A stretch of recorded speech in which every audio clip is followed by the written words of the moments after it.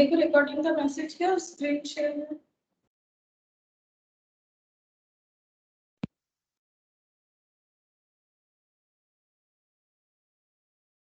है ma'am.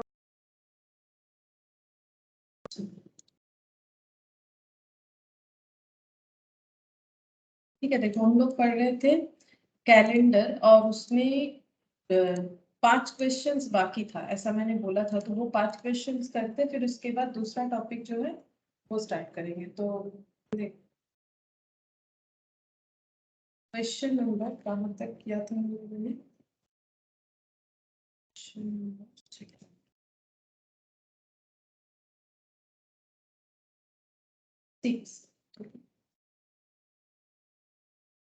Question number 6 तक किया था। अभी हम लोग करेंगे क्वेश्चन नंबर 7 से।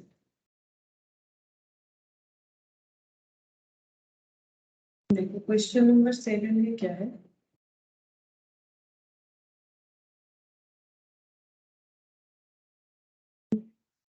सिक्स्थ नंबर था, ये लास्ट था। Find the day. एक मिनट जस्ट देख लेते हैं। Find the day on 18th October.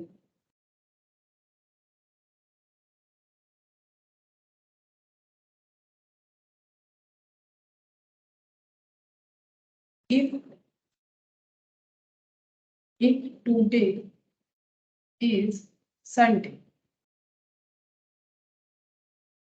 then what day of the week will 3 days after tomorrow? देखो ऐसा क्वेश्चन काफी पॉपुलर है, ऐसा क्वेश्चन आ जाता है। यहाँ पर बोला है इफ टुडे इज संडे, अगर आज संडे है, then what day of the week will 3 day after tomorrow. तो इसका मैंने ऑप्शन नहीं दिया है, ऑप्शन रहेगा तुम लोग का। चलो ऑप्शन हम अपने मन से दे देते हैं। पहला दे दिया मैंने मंडे, दूसरा दे दिया मैंने थर्सडे, फिर दे दिया मैंने संडे और Wednesday.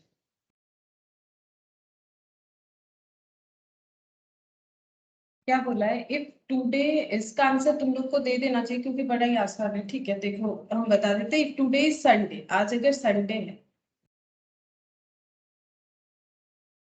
Then what day of the week will 3 day after tomorrow. After tomorrow मतलब टुमारो क्या होगा?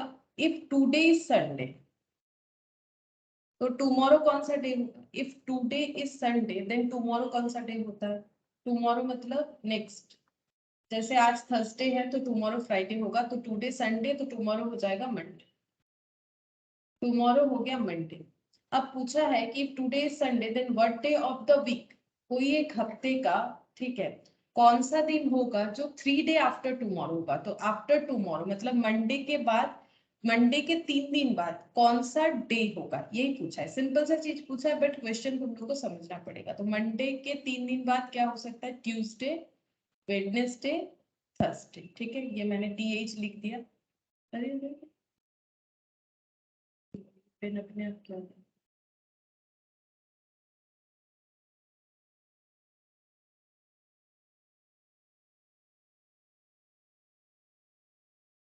ट्यूसडे,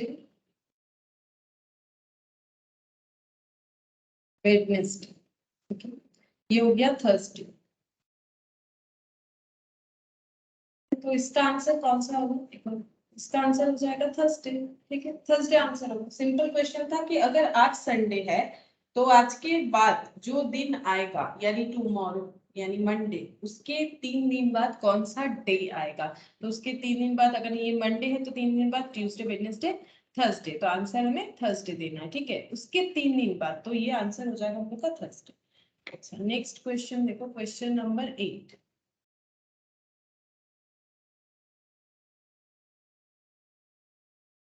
The calendar for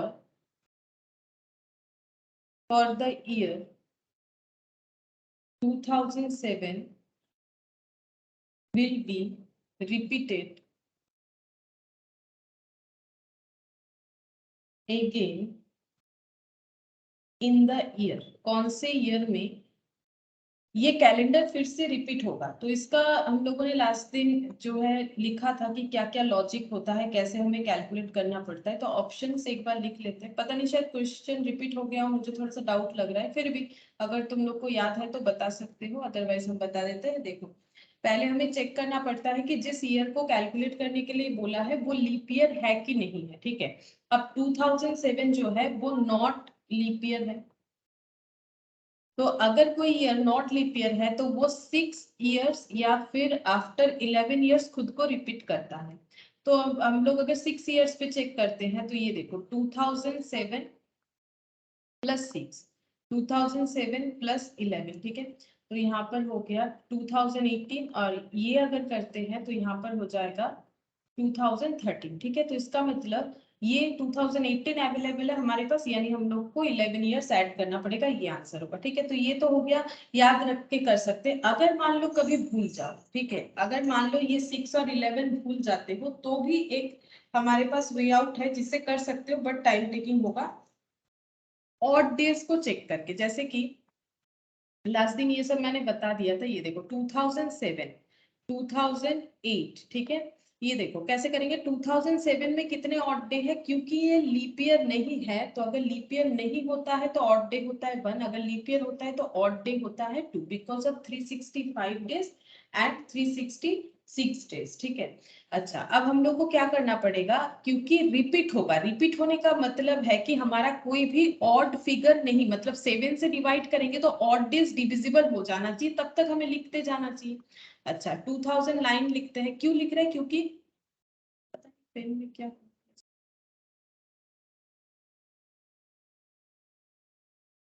2009 में देखो 2000,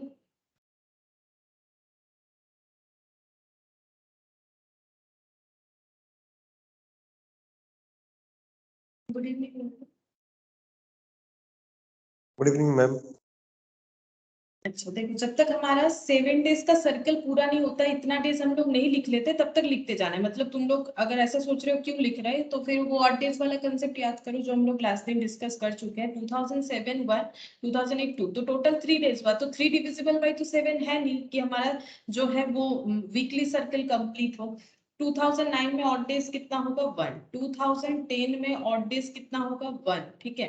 क्यों, क्योंकि ये दोनों ही क्या है, नॉट लीप ईयर है, ठीक है, सॉरी लीप ईयर है, सॉरी नॉट लीप ईयर है, ये नॉट लीप ईयर है, ये लीप ईयर है, ये नॉट लीप ईयर है, ये नॉट लीप ईयर है, ये नॉट लीप ईयर है, ठीक है। 2011 भी नॉट लीप ईयर होगा। अब यहाँ पर 1 हो जाएगा ऑड डेज, तो 2 + 1 3, 2 + 1 3 + 1 4 5 6, तो 6 भी डिविजिबल बाय 7 पूरा पूरी नहीं होगा, फिर से लिखना पड़ेगा। 2012, ठीक है, 2012 जो है वो लीप ईयर है, इस वजह से यहाँ पर 2 डेज ऑड डेज आएगा, ये लीप ईयर है।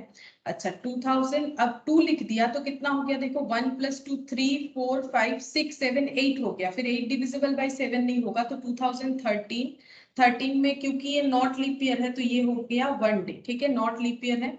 अच्छा 2014 ये भी हो जाएगा 1, क्योंकि ये भी नॉट लीप ईयर होता है। अच्छा 2015 ये भी नॉट लीप ईयर होगा 1, ठीक है। अच्छा अब देख लेते हैं, 2 + 1 3 4 5 6 7 8 9 10 11, 11 डिविजिबल बाई 7 नहीं होगा, ठीक है। अच्छा अब नेक्स्ट लिखते हैं 2016, ये 2 हो गया, 11 था और ये लीप ईयर है, ठीक है, 11 था, 11 12 13, 13 और एक 1 लिख लेते हैं, मतलब 2017 ये 1 ही होगा, तो ये टोटल कितना हो गया पता है 14। अब 14 डिविजिबल बाय 7 होगा, क्योंकि अभी तक हम लोग इतना इसीलिए लिख रहे हैं, हम लोग चेक करते हुए जा रहे हैं कि डिविजिबल बाय 7 का टोटल ऑड डेज आ रहा है कि नहीं, ठीक है। तो डिविजिबल बाय 7 का मतलब है यहाँ पर 0 हो जाएगा, मतलब जो इसको क्या बोलते हैं, रिमाइंडर जो है वो कुछ भी नहीं रह रहा है, तो 2 आया तो यहाँ पर कुछ नहीं बचा, इसको बोलते हैं फुल्ली डिविजिबल, ठीक है। तो ये पूरा पूरी डिविजिबल हो गया, इसका मतलब हम लोगों का 2017 में जाके 2017 में जाके पूरा ये सर्कल कंप्लीट होगा, यानी ये कैलेंडर खुद को कब रिपीट करेगा 2018 में, ठीक है। ये कैलेंडर खुद को 2000 मतलब 2007 का कंप्लीशन मतलब 2007 का जो कैलेंडर है उसको अगर काउंट करते जाओ मतलब ये सेम चीज फिर से तभी रिपीट होगा ना कि सेम डे पे संडे, सेम डे पे मंडे, ऐसा ही एग्जैक्ट होगा। ये कब पॉसिबल है? जब ये पूरा सर्कल कंप्लीट, जैसे मान लो अगर आज 10 तारीख थर्सडे है तो इसके बाद 7 दिन बाद ही थर्सडे आएगा, ठीक है, 17, तो ये सर्कल पूरा होगा ना, 7 दिन बाद ही आएगा। उसी तरह से अगर 2007 का जो कैलेंडर है वो खुद को कब रिपीट करेगा? जब एक वीक सर्कल कंप्लीट होगा, ठीक है। तो अब क्या इसमें डेज कैलकुलेट करने बैठे 7 से 8, तो ये तो काफी डेज होगा, तो इसीलिए मैं ऑड डेज कैलकुलेट करना पड़ता है। तो हम लोगों ने ऑड डेज कैलकुलेट किया, तो यहाँ पर 2017 में सर्कल पूरा हो गया, ठीक है। तो इसका मतलब इसके बाद वाला, जैसे यहाँ पर 7 डेज ऐड किया ना, तो इसके बाद वाला ईयर जो है वो हम लोगों का रिपीट वाला ईयर होगा, इसीलिए आंसर 2018 होगा। अदरवाइज ये शॉर्टकट तो मैंने बता रखा है, ये शॉर्टकट ज्यादा हेल्पफुल है क्योंकि एग्जाम में तो टाइम उतना नहीं होता है, तो ये ज्यादा हेल्पफुल है, ठीक है। तो ऐसे छोटे छोटे क्वेश्चन काफी पूछे जाते हैं। अच्छा, अब नेक्स्ट देखो, ये वाला हो गया हम लोग का क्वेश्चन नंबर 8। नेक्स्ट करते हैं question number 9। On what dates of April 2001 did Wednesday fall? Option A 5th, 12th, 19th, 26th. Third, 10th, 17th, 24th. Fourth, 11th, 18th, 25th. And the last option, first, 8th, 15th और 22nd and 19th। 19 तो आगे लिखना चाहिए, चलो कोई बात नहीं है, ठीक है, 4 ही ठीक है। अच्छा, अब हमें क्वेश्चन क्या पूछा है? On what date of April 2001 did Wednesday fall? मतलब अप्रैल 2001 में कौन कौन सा डेट ऐसा आएगा, ठीक है। जैसे ये हो गया 2001 ईयर का अप्रैल का कैलेंडर, फॉर एग्जांपल, ठीक है, अप्रैल का कैलेंडर, यहाँ पर कैलेंडर में डेट्स लिखे हुए। क्वेश्चन ये है कि कौन कौन सा दिन वेडनेसडे होगा, ठीक है। अच्छा, अब हम लोग इसको कैसे कैलकुलेट करेंगे? पहले चेक करेंगे कि 2001 में कितने ऑड डेज होंगे, तो उसके लिए चेक करना पड़ेगा लीप ईयर है कि नॉट लीप ईयर है। तो ये है नॉट लीप ईयर, ठीक है, नॉट लीप ईयर है। अच्छा, अब हमें कहाँ तक कैलकुलेट करना है? हमें कैलकुलेट करना है अप्रैल का वो डेज जो कि वेडनेसडे है, ठीक है, वो डेट्स जो कि वेडनेसडे। नाउ यहाँ पर 2001 का स्टार्ट करते हैं जैन से, ठीक है, जैन, फेब, मार्च, यहाँ तक, ठीक है। ये इस तरह से करेंगे जैसे लास्ट दिन ये सीखे थे कि कैसे हमें काउंट करते जाना है, ठीक है। ये काफी लंबा सारा कैलकुलेशंस था, तो पहले हम लोगों ने 400 का गैप लिया था, आफ्टर दैट हम लोगों ने 100 का लिया था, फिर हम लोगों ने 1 ईयर का लिया था, उसके बाद हम लोगों ने जैन, फेब, मार्च इस तरह से लिया जैसा रिक्वायरमेंट है। अब यहाँ पर हमें डायरेक्ट पूछा है कि अप्रैल 2001 में कौन कौन सा डेट वेडनेसडे होगा, तो हम लोग जैन से स्टार्ट किए, जैन, फेब, मार्च, ठीक है। उसके बाद अप्रैल का हम लोग चेक करेंगे। जैन में ऑड डेज कितना होता है? 3 होता है। फेब में 0 होगा। क्यों 0 होगा? क्योंकि लीप ईयर नहीं है। अगर लीप ईयर नहीं है तो फेब 28 का होगा, तो 28/7 हो गया 0 ऑड डेज, ठीक है। ये फुल्ली डिविजिबल होता है। ये 31, ये 3 क्यों होता है? क्योंकि 31 डिवाइडेड बाई 7 करना पड़ता है, तो उस हिसाब से ऑड डेज जो बच जाता है वो होता है, ठीक है, 3 हो गया। तो इस तरह से तो हम लोगों ने किया ही था। अब देखो मार्च भी 31 का होता है, तो यहाँ भी ऑड डेज 3 हो गया। अब इसको हम लोग कैसे चेक करेंगे? देखो, लास्ट दिन मैंने एक बात बताया था, अगर तुम लोग को याद है, तो अगर हमें यहाँ पर ये ना बताया जाए कि जो वीक है वो कैसे स्टार्ट एंड अगर हमें कुछ नहीं बताया जाए, जैसे देखो सिर्फ डायरेक्ट अप्रैल का बता दिया है, स्टार्ट और एंड नहीं बताया, जैसे लास्ट दिन ये वाला क्वेश्चन भी डायरेक्टली हमें बता दिया था, ठीक है। लेकिन ये क्वेश्चन देखो, यहाँ से शुरू यहाँ से एंड, ऐसा शुरू और एंड बता दिया था, शुरू का डेट का डे भी बता दिया था। लेकिन अगर हमें कुछ नहीं बताया जाता है तो हम लोग हमेशा मानेंगे कि हम लोग का जो वीक है वो संडे से स्टार्ट होता है, ठीक है, वीक जो है वो संडे से स्टार्ट होता है। तो अगर सर्कल में घूमेगा तो संडे में आके कंप्लीट होगा, तो ऑड डेज क्या बच जाएगा? मंडे, ठीक है, उसके बाद ट्यूसडे, उसके बाद वेडनेसडे, ठीक है। इसका मतलब मैंने ये बोला कि अगर हम लोगों को कुछ नहीं बताया जाएगा तो हम लोग मान लेंगे कि हम लोग का वीक जो है वो संडे से स्टार्ट हुआ, ठीक है।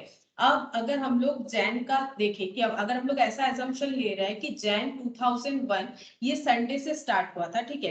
अब ये संडे टू संडे मतलब 1 जैन के बाद फिर 8th ऑफ जैन हो जाएगा संडे, ठीक है। 8th ऑफ जैन के बाद यहाँ पर 7 डेज ऐड करोगे तो 15th ऑफ जैन हो जाएगा। 15th ऑफ जैन के साथ फिर से 7 डेज ऐड करोगे तो 22nd ऑफ जैन हो जाएगा। 29th ऑफ जैन यहाँ तक संडे आ जाता है, मतलब कंप्लीट हुआ संडे टू संडे। इसके बाद 29 के 30 31, ठीक है। तो ये हो जाएगा हम लोग का ये 7 8 8 और 7 8 9 10 11 12 13 14 15 15 और 7 15 16 17 18 19 20 21 22 22 और 7 29 29 और फिर ये 29 संडे हो गया। 30 31 संडे मंडे ट्यूसडे हो जा रहा है, 3 और डेज होगा। अच्छा, संडे में अगर हम लोग का कंप्लीट हो रहा है, संडे में अगर हम लोग का ये वीक पहला वाला कंप्लीट हुआ था, मतलब ये एक सेकेंड, ये ऐसे नहीं, इसको कैसे लिख के दिखाए, फिर ये ऐसे करने से तो नहीं होगा, हमें कुछ नहीं बोला जाएगा तो हम लोग वीक संडे से ही मानेंगे। तो इसका मतलब संडे कंप्लीट हो रहा है तो मंडे से मानना पड़ेगा। एक मिनट देख लेते हैं, मंडे, ये भी मंडे हो जाएगा, ये भी मंडे, तब तो होगा ना। सैटरडे सैटरडे संडे मंडे, अच्छा इस तरह से मानना पड़ेगा। सैटरडे, अच्छा मतलब लास्ट लास्ट इसके पहले जो वीक था वो संडे कंप्लीट हुआ था, तो हम लोग उसके बाद से डेट लेंगे, ठीक है। ये सब संडे संडे संडे ऐसे आ जाएगा, तो यहाँ मंडे से स्टार्ट होगा। तो देखो हम ये बता देते हैं, अगर तुम लोग का वीक जो है कुछ नहीं बोला जाएगा तो तुम लोग उसका एंड संडे मानो, ठीक है। क्योंकि इसी तरह से कैलेंडर का क्वेश्चन का ये रूल्स होता है कि जो हम लोग का एंड डेट कुछ नहीं बता रहा है कि वीक कब से स्टार्ट हुआ या कोई पर्टिकुलर डेट नहीं बताया जा रहा है, डेज नहीं बताया जा रहा है, तो हम लोग मानेंगे कि एंड हुआ था संडे को, मतलब सर्कल टू सर्कल संडे घूम के कंप्लीट हो गया। तो संडे के बाद क्या आ जाएगा, मंडे ट्यूसडे वेडनेसडे, ठीक है। मंडे ट्यूसडे वेडनेसडे इनका ऑड डेज ऐसे आएगा, मतलब लास्ट लास्ट कंप्लीट हुआ था 29th ऑफ जैन, ठीक है। 29th ऑफ जैन तक सर्कल घूमेगा, 29th ऑफ जैन हम लोग का संडे से कंप्लीट हुआ, संडे तक, ठीक है, ऐसे माना जाएगा। तो इसके बाद मंडे ट्यूसडे वेडनेसडे, क्योंकि यहाँ पर 3 दिन ऑड डेज है, अब यहाँ पर कुछ नहीं है ऑड डेज, मतलब ये फुल्ली कंप्लीट होगा संडे तक। अब मार्च में 3 दिन ऑड डेज है, ठीक है। अब मार्च में 3 दिन ऑड डेज है तो ये वेडनेसडे तक कंप्लीट हुआ, वेडनेसडे, और इसके बाद क्या हो जाएगा, थर्सडे फ्राइडे और ये हो जाएगा सैटरडे, ठीक है। थर्सडे फ्राइडे सैटरडे, ये मार्च का 3 दिन ऑड डेज जो है ये कंप्लीट हो गया। अब इसके बाद अप्रैल आएगा, 1 अप्रैल, ठीक है। 1 अप्रैल क्या हो जाएगा, संडे, क्यों, क्योंकि ये कहां पर कंप्लीट हुआ, सैटरडे पे। अच्छा, फिर 2 अप्रैल क्या हो जाएगा, मंडे, ठीक है। 3 अप्रैल क्या हो जाएगा, हमें पूछा गया है कि कौन कौन सा डेट वेडनेसडे होगा, तो ये मंडे, ये हो गया ट्यूसडे, और ये 4 अप्रैल ये हो जाएगा वेडनेसडे, ठीक है। अगर 4 अप्रैल हम लोग का वेडनेसडे है, इसके बाद वेडनेसडे कब आएगा, इसके बाद 7 डेज ऐड करेंगे, जो डेट आएगा 11 आ रहा है, 11/4 ये वेडनेसडे होगा। फिर यहाँ पर 7 डेज ऐड करेंगे तो 18th ऑफ अप्रैल वेडनेसडे होगा। तो देखते हैं कौन सा ऑप्शन है, 4 11 और 18, 4 11 18 ये वाला, और इसमें 18 में भी 7 ऐड करके देख लो, क्योंकि हमें 4 ऑप्शंस दे रखे हैं ना, तो यहाँ पर हो जाएगा 5 और 2, हाँ 25th ऑफ अप्रैल, ठीक है, इस तरह से होगा। तो ये देखो यहाँ पर हमें क्या एजम्पशन लेना चाहिए कि हम लोग का जो वीक लास्टली कवर हुआ है, मतलब जो 29 डेज कवर हुआ है, एक्चुअली 28 में होना चाहिए ना, 28 डेज को अगर हम लोग डिवाइडेड बाय 7 करते हैं तो वो 4 वीक में कन्वर्ट होता है ना, 4 वीक में कन्वर्ट होता है। तो फिर यहाँ पर ऑड डेज कितना बच जाएगा, ऑड डेज बच जाएगा 29 30 और 31, शायद मेरा वहां पर लिखने में कुछ प्रॉब्लम हुआ था, तो वो तुम लोग लिख के भी देखोगे तो सेम ही आएगा, क्योंकि देखो 28 डेज में फुल सर्कल कंप्लीट हो रहा है ना, तो यहाँ पर इस तरह से हो जाएगा। तो ये देखो, ये संडे में अगर कंप्लीट हो रहा है 28th ऑफ जैन, ये देखो ये वाला नहीं, ये थोड़ा सा गलत हो जाएगा ना, ये देखो क्योंकि 7 डेज का सर्कल होगा, 7 डेज का सर्कल होगा तो 28 से फुल्ली डिविजिबल होगा, तो उसके बाद हम लोग का कितना बच रहा है 29, 30 और 31, ये तीन ही ऑड हो रहा है क्योंकि ये तीन जो है वीकली सर्कल में नहीं आ रहा है, ठीक है। तो ये अगर संडे मतलब 28 ऑफ जैन अगर हम लोग का संडे रहा होगा, क्योंकि हम लोग ये मानेंगे कि संडे टू संडे सर्कल हुआ है, कुछ डेज मेंशन नहीं होने पे, ठीक है। तो इसका मतलब हम लोग का इसके बाद से क्या आ जाएगा, अगर ये 28 संडे था तो फिर इसके बाद ये मंडे हो जाएगा, ये ट्यूसडे हो जाएगा, ये वेडनेसडे हो जाएगा, इस तरह से किया गया, ठीक है। बाकी तुम लोग हमेशा संडे मान के करोगे अगर कुछ नहीं बोला जाएगा, ठीक है। अब यहाँ पर 28 था तो मैंने 28 किया। नेक्स्ट देखो क्वेश्चन नंबर 9 ही होगा हम लोग के हिसाब से, ये 10 हो जाए। देखो 1/4 of a year is a Monday which other month of the same year will start with a Monday. Options: मई, जून, जुलाई, अगस्त। देखो क्या बोल रहा है, 1/4 ऑफ ए ईयर, कौन सा ईयर नहीं बताया है, किसी ईयर का 1 अप्रैल जो है वो मंडे है। तो which other month of the same year will start with Monday, ठीक है। मतलब उसी साल का, यहाँ पर साल तो मिसिंग है, ईयर मिसिंग है, उसी ईयर में ऐसा कौन सा मंथ होगा जो फिर से मंडे को स्टार्ट होगा। तो इसको हम देखो लिख के भी दिखा सकते हैं, ठीक है। देखो लिख के दिखा देते पहले, प्रूव हो जाएगा। ये देखो अगर 1 अप्रैल हम लोग का मंडे है तो इसके बाद अप्रैल कब, मंडे कब आएगा, 8 अप्रैल, 7 दिन बाद, ठीक है। 7 दिन बाद मंडे आ जाएगा, फिर 7 दिन बाद यानी 15 अप्रैल को मंडे आ जाएगा, ठीक है। इसके बाद फिर से 7 दिन बाद यानी 22 ऑफ अप्रैल को आ जाएगा हम लोग का मंडे, ठीक है। फिर 7 दिन बाद यानी 29 ऑफ अप्रैल को आ जाएगा हम लोग का मंडे, ठीक है। 29 ऑफ अप्रैल को हम लोग का मंडे आ जाएगा। अब अप्रैल 30 डेज का होता है, तो ये मंडे हो गया, फिर हम लोग 7 डेज काउंट करेंगे, तो अप्रैल के बाद ये 29 के बाद 30, 1 2 3 4 5 6, तो 1 2 3 4 5 6 7, मतलब अब 6 मई को आएगा मंडे, ठीक है। 7 डेज में जो है डेज, 7 डेज के गैप में हमारा सेम डे रिपीट होता है। जैसे कि आज 10 तारीख है, आज थर्सडे है, तो 7 दिन बाद यानी 17 तारीख को फिर से थर्सडे होगा। तो उसी कंसेप्ट में अब फिर 6 में 7 ऐड करेंगे, 13 ऑफ मई हो गया मंडे, फिर 13 में 7 ऐड करो, 20 ऑफ मई, ये हो गया हम लोग का मंडे, ठीक है। फिर 20 ऑफ मई, अब इसमें हम लोग ऐड करेंगे 7 डेज, तो 27 ऑफ मई, ये हो गया हम लोग का मंडे, फिर इसमें 7 डेज ऐड करेंगे, लेकिन वो तो ज्यादा हो जाएगा 34, डेट तो हम लोग का उतना होता नहीं है। अब ये मई है, मई 31 का होता है, ठीक है। तो 27 के बाद 28, 29,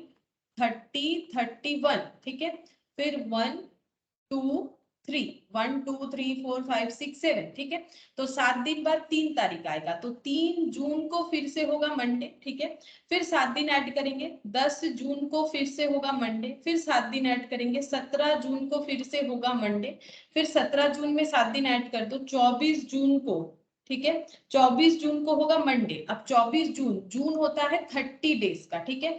तो 24 के बाद 25, 26, 27, 27, 28, 29 एंड 30, तो 1 2 3 4 5 6, 1 2 3 4 5 6 7 डेज आता है फर्स्ट, क्योंकि जून 30 डेज का होता है, तो 1 जुलाई को आ जाएगा मंडे, ठीक है। इसके बाद 1 जुलाई को मंडे आ जाएगा, और हम लोग का आंसर भी इसके साथ साथ कैलकुलेट हो गया। देखो हमें पूछा था कि अगर 1 अप्रैल मंडे है तो उसी साल का ऐसा कौन सा मंथ आएगा जिस दिन फिर से 1 तारीख, मतलब सेम ईयर विल स्टार्ट मतलब 1 तारीख मंडे होगा। तो देखो यहाँ पर कैलकुलेट करके आ गया। ये थोड़ा डिटेल्स में है कि इस तरह से अगर हम लोग चेक करेंगे तो चेक करके देख सकते हैं। कि 1 जुलाई को हमारा मंडे आ गया। अब शॉर्टकट, क्योंकि एग्जाम में तो शॉर्टकट करना पड़ेगा, शॉर्टकट में हमें क्या करना है, हमें ऑड डेज चेक करने हैं, ठीक है।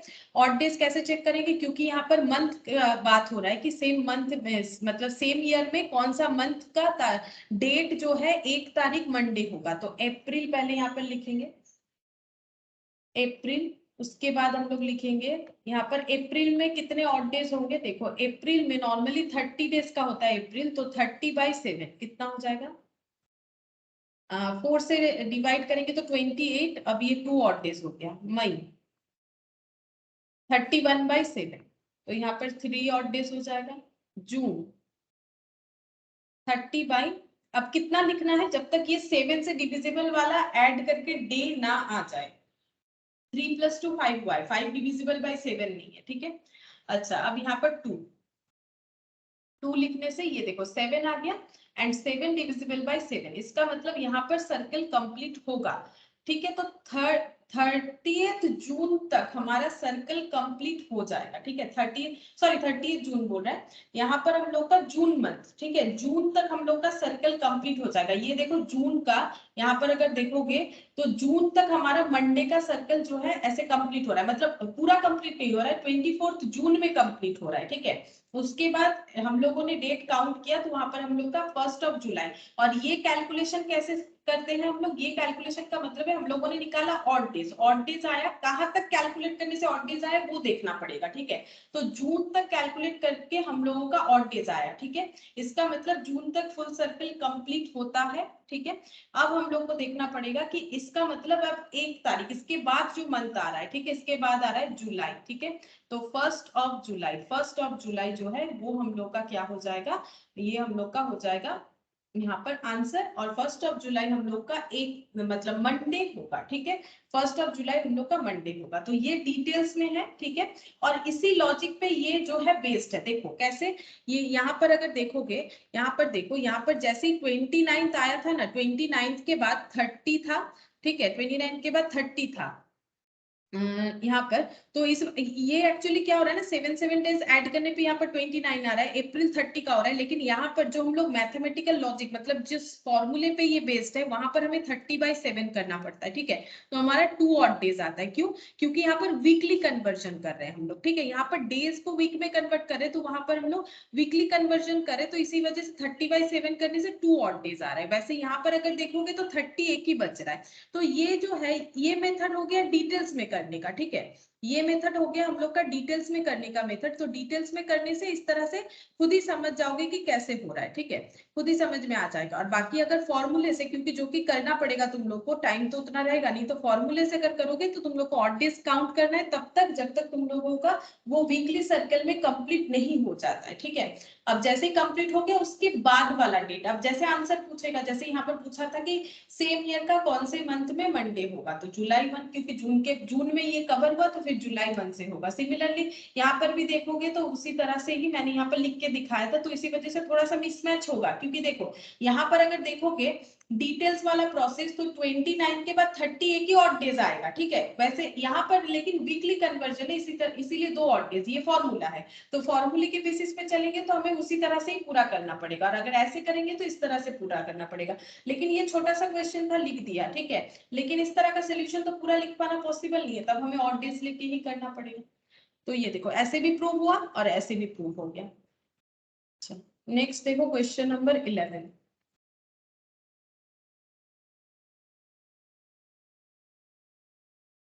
Shubham's birthday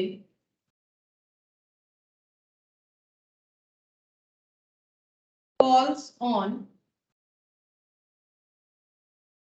2nd of March, which is Monday. On what day will his wife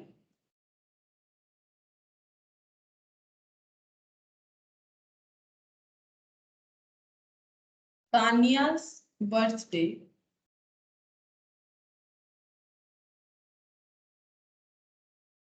fall if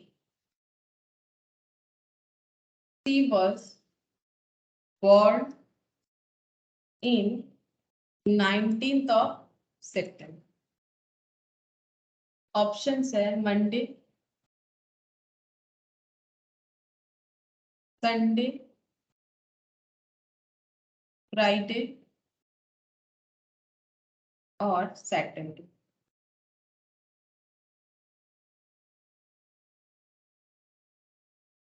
देखो क्वेश्चन क्या बोल रहा है कि Shubham's birthday falls on 2nd of March which is Monday. Monday 2nd March को शुभम का बर्थडे आया। On what day will his wife Tania's birthday fall if she was born in 19 सितंबर। तो 19 सितंबर में अगर इनके वाइफ का बर्थडे है तो उस दिन कौन सा डे होगा ये पूछा है। अब देखो ये इतना बड़ा क्वेश्चन को हम लोग इस तरह से लिख नहीं सकते, क्यों? क्योंकि तब काफी कुछ लिखना पड़ेगा। जैसे कि देखो यहाँ पर हम लोग लिखने से काफी टाइम लगेगा। ये 2nd ऑफ मार्च अगर मंडे है तो इसके बाद 9th ऑफ मार्च मंडे होगा, फिर 9 में 7 डेज ऐड करेंगे, ऐसे करके हम लोगों को कहां तक पहुंचना पड़ेगा? मार्च से लेके सितंबर, तब हमें पता चलेगा कि 19 सितंबर को कौन सा डे आएगा। तो ये बहुत ही ज्यादा टाइम लेंगे। तब हमें क्या करना है, क्योंकि एक शुरुआत डेट दे दिया है कि मतलब हमें 2nd मार्च का बता दिया है कि 2nd मार्च से हमें काउंट करते हुए, अगर हम लोग काउंट करते तो 2nd मार्च से काउंट करते और उस दिन का, उस डेट का डे भी पता है, दैट इज मंडे। और हमें ढूंढना है कि 19 सितंबर का डे क्या है। ठीक है, तो अगर हमें स्टार्टिंग और एंडिंग बता दिया, मतलब जस्ट लाइक इस तरह का क्वेश्चन।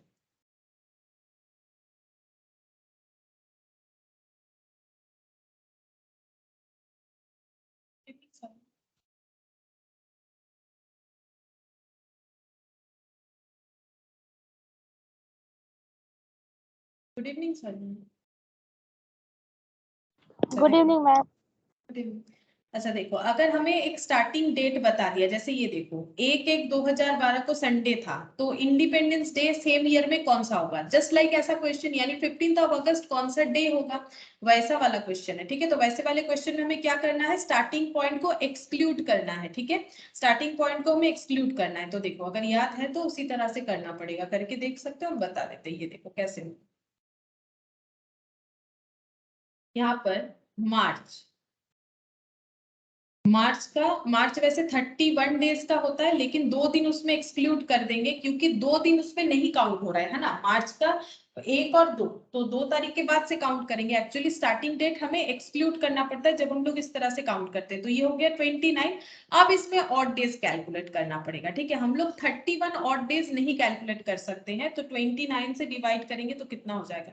ये 7, 29, तो ये हो गया 1 ऑड डेज। ठीक है, 1 ऑड डेज, या तो ऐसे कर सकते हैं या और एक तरीका है। मार्च में 31 डेज होता है, 31 डेज होने की वजह से ऑड डेज कितना होता है? ऑड डेज होता है 28, 3 ऑड डेज होता है। ठीक है, 3 ऑड डेज होता है, लेकिन क्योंकि 2 दिन हमारा यहाँ पर एक्सक्लूड हो जा रहा है, 2 तारीख से स्टार्टिंग है, तो यहाँ पर 2 डेज माइनस करना पड़ेगा। 2 डेज माइनस करने से 1 ऑड डे आएगा। कोई भी एक तरीके से कर सकते हो। ठीक है, ये हो गया मार्च। अब हम लोग कहाँ तक चलेंगे? सितंबर। तो हम लोग अगस्त तक पूरा लिखेंगे और सितंबर का 19 सितंबर लिखेंगे। ये चीज मैंने लास्ट दिन भी बताया था। तो अप्रैल क्योंकि 30 का है तो वहां पर ऑड डेज कितना हो जाएगा? ऑड डेज हो गया हम लोग का 2 अप्रैल। फिर मई में 31 का है तो ऑड डेज कितना हो जाएगा? 3। तो जून में हो जाएगा 2, जुलाई, अगस्त, यहां तक लिखेंगे। ठीक है, जुलाई का हो जाएगा, जुलाई, जून और जुलाई, जुलाई में 3 हो जाएगा। ठीक है, अगस्त में हो जाएगा 3, क्योंकि जुलाई और अगस्त दोनों ही होता है 31 का। ठीक है, और सितंबर का हमें क्योंकि बता दिया है कहां तक करना है, तो एंडिंग पॉइंट है 19 डेज, टोटल 19 डेज हम लोग को लेना है। क्योंकि सितंबर का ऑड इवन नहीं कैलकुलेट कर सकते, क्योंकि पूरा सितंबर कंसीडर तो करना है नहीं। तो 2 + 1 3, मतलब या तो इस तरीके से 1 निकालो या तो इस तरीके से, क्योंकि मैंने इसके नीचे लिखा है तो इसी 1 को कंसीडर करते हैं। 2 + 1 3, 3 6 7 8, 8 और यहाँ पर हो गया 3, 11, 11 और 3 कितना हो गया? 14, 14 और 19 कितना हो जाएगा? 14 और 19 ये हो गया हम लोग का 33 हो जाएगा। ठीक है, 33। अब इसमें डिवाइड करेंगे 7 से,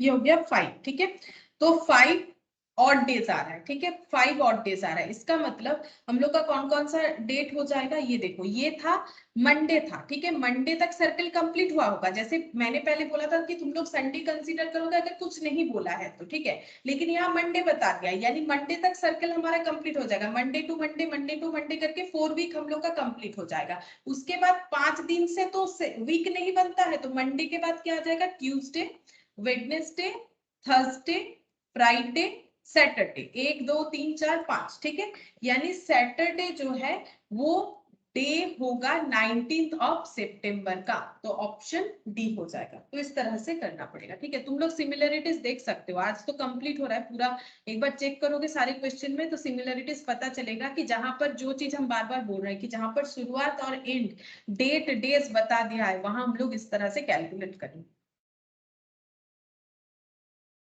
नेक्स्ट और एक ही क्वेश्चन बाकी, क्वेश्चन नंबर 12,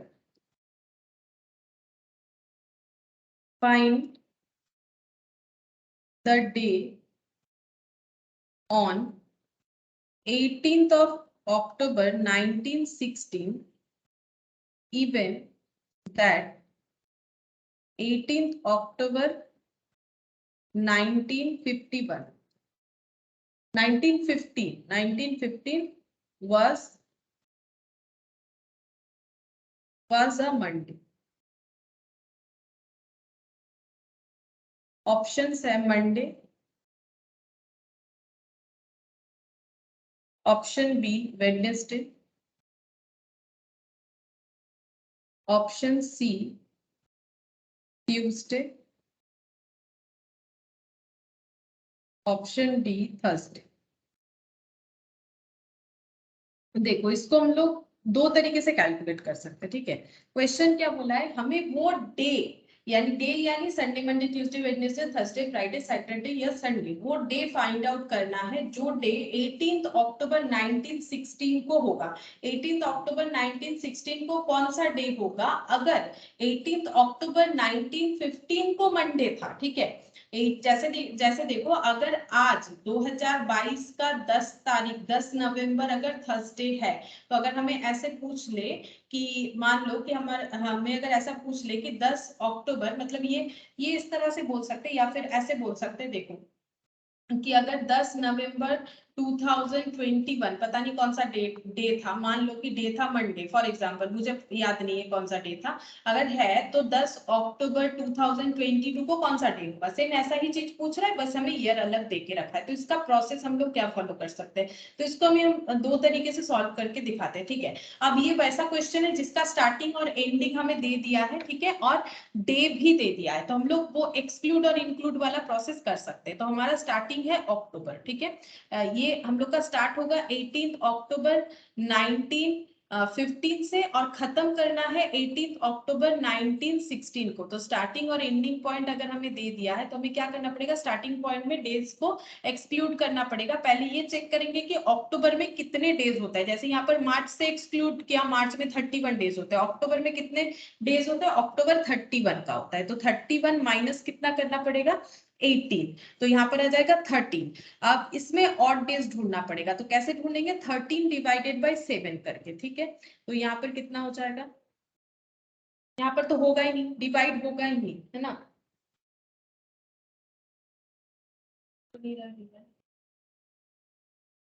अक्टूबर का यहाँ पर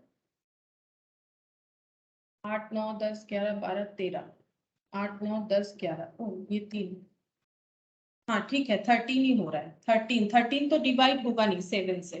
अच्छा ठीक है, तो चलो नवंबर करते हैं। नवंबर का कितना ऑड डेज हो जाएगा, नवंबर का ऑड डेज हो जाएगा 2, ठीक है, नवंबर का 2 ऑड डेज हो जाएगा। अच्छा, दिसंबर का कितना ऑड डेज हो जाएगा, दिसंबर 31 का है तो इसमें 3 ऑड डेज हो जाएगा। जैन का हो जाएगा क्योंकि 31 का है 3 ऑड डेज हो जाएगा। फेब का अब फेब का क्या होगा उसके लिए डिपेंड कर रहा है, हमें ये देखना पड़ेगा कि इसका ईयर चेंज हो जा रहा है कैसे, क्योंकि ये अगर हम लोग जैन फेब में आ गए मतलब हम लोग 15 से 16 में आ चुके हैं, क्योंकि ये अक्टूबर से स्टार्ट हुआ था, मतलब हम लोग ये जो फेब का मंथ है ना, ये नवंबर का मंथ था 1915 का, ये भी था 1915 का, ये भी था 1916 का हुआ है ना दिसंबर के बाद, तो ये भी 1916 का हुआ, और 1916 है हम लोगों का लीप ईयर है कि नहीं ये पता करो, 1916 हम लोगों का लीप ईयर है, इसीलिए यहाँ पर ऑड डेज एक दिन होगा, ठीक है। फेब, फेब के बाद मार्च, मार्च भी हम लोग का इसी ईयर का हो जाएगा, तो मार्च 31 का है, ऑड डेज 3 हो जाएगा। अप्रैल 30 का है, तो उसमें ऑड डेज हो जाएगा 2। मई, मई हम लोग का 31 का है, तो इसमें ऑड डेज कितना हो जाएगा, मई में ऑड डेज हो जाएगा 3। जून, जून हम लोगों का कितने का है, जून हम लोग का 30 का है, तो इसमें ऑड डेज हो जाएगा 2। हम लोग को अक्टूबर तक करना है, जून जुलाई अगस्त सितंबर और अक्टूबर, ठीक है। तो यहाँ पर 1916 ऐसे करके ही चलेगा, ठीक है। तो यहाँ पर जून का 2 डेज हो जाएगा, जुलाई 31 का है 3, अगस्त 31 का है 3, सितंबर होता है 30 डेज का यानी 2। अच्छा, और अक्टूबर का हमें कहां तक लेना है, 18 अक्टूबर तक लेना है, तो अक्टूबर का हम लोग लेंगे 18 अक्टूबर तक, मतलब जिस जहां पर जाके कंप्लीट हो रहा है, अगर ये अक्टूबर पूरा कवर होता तब हम लोग यहाँ पर ऑड डेज निकालते, क्योंकि 18 तक है तो 18 तक ही लिखना पड़ेगा, ठीक है। अब इसको हम लोग को क्या करना है, इसको हम लोग को ऐड करना है, तो ऐड करते हैं, देखते हैं कितना होता है। यहाँ पर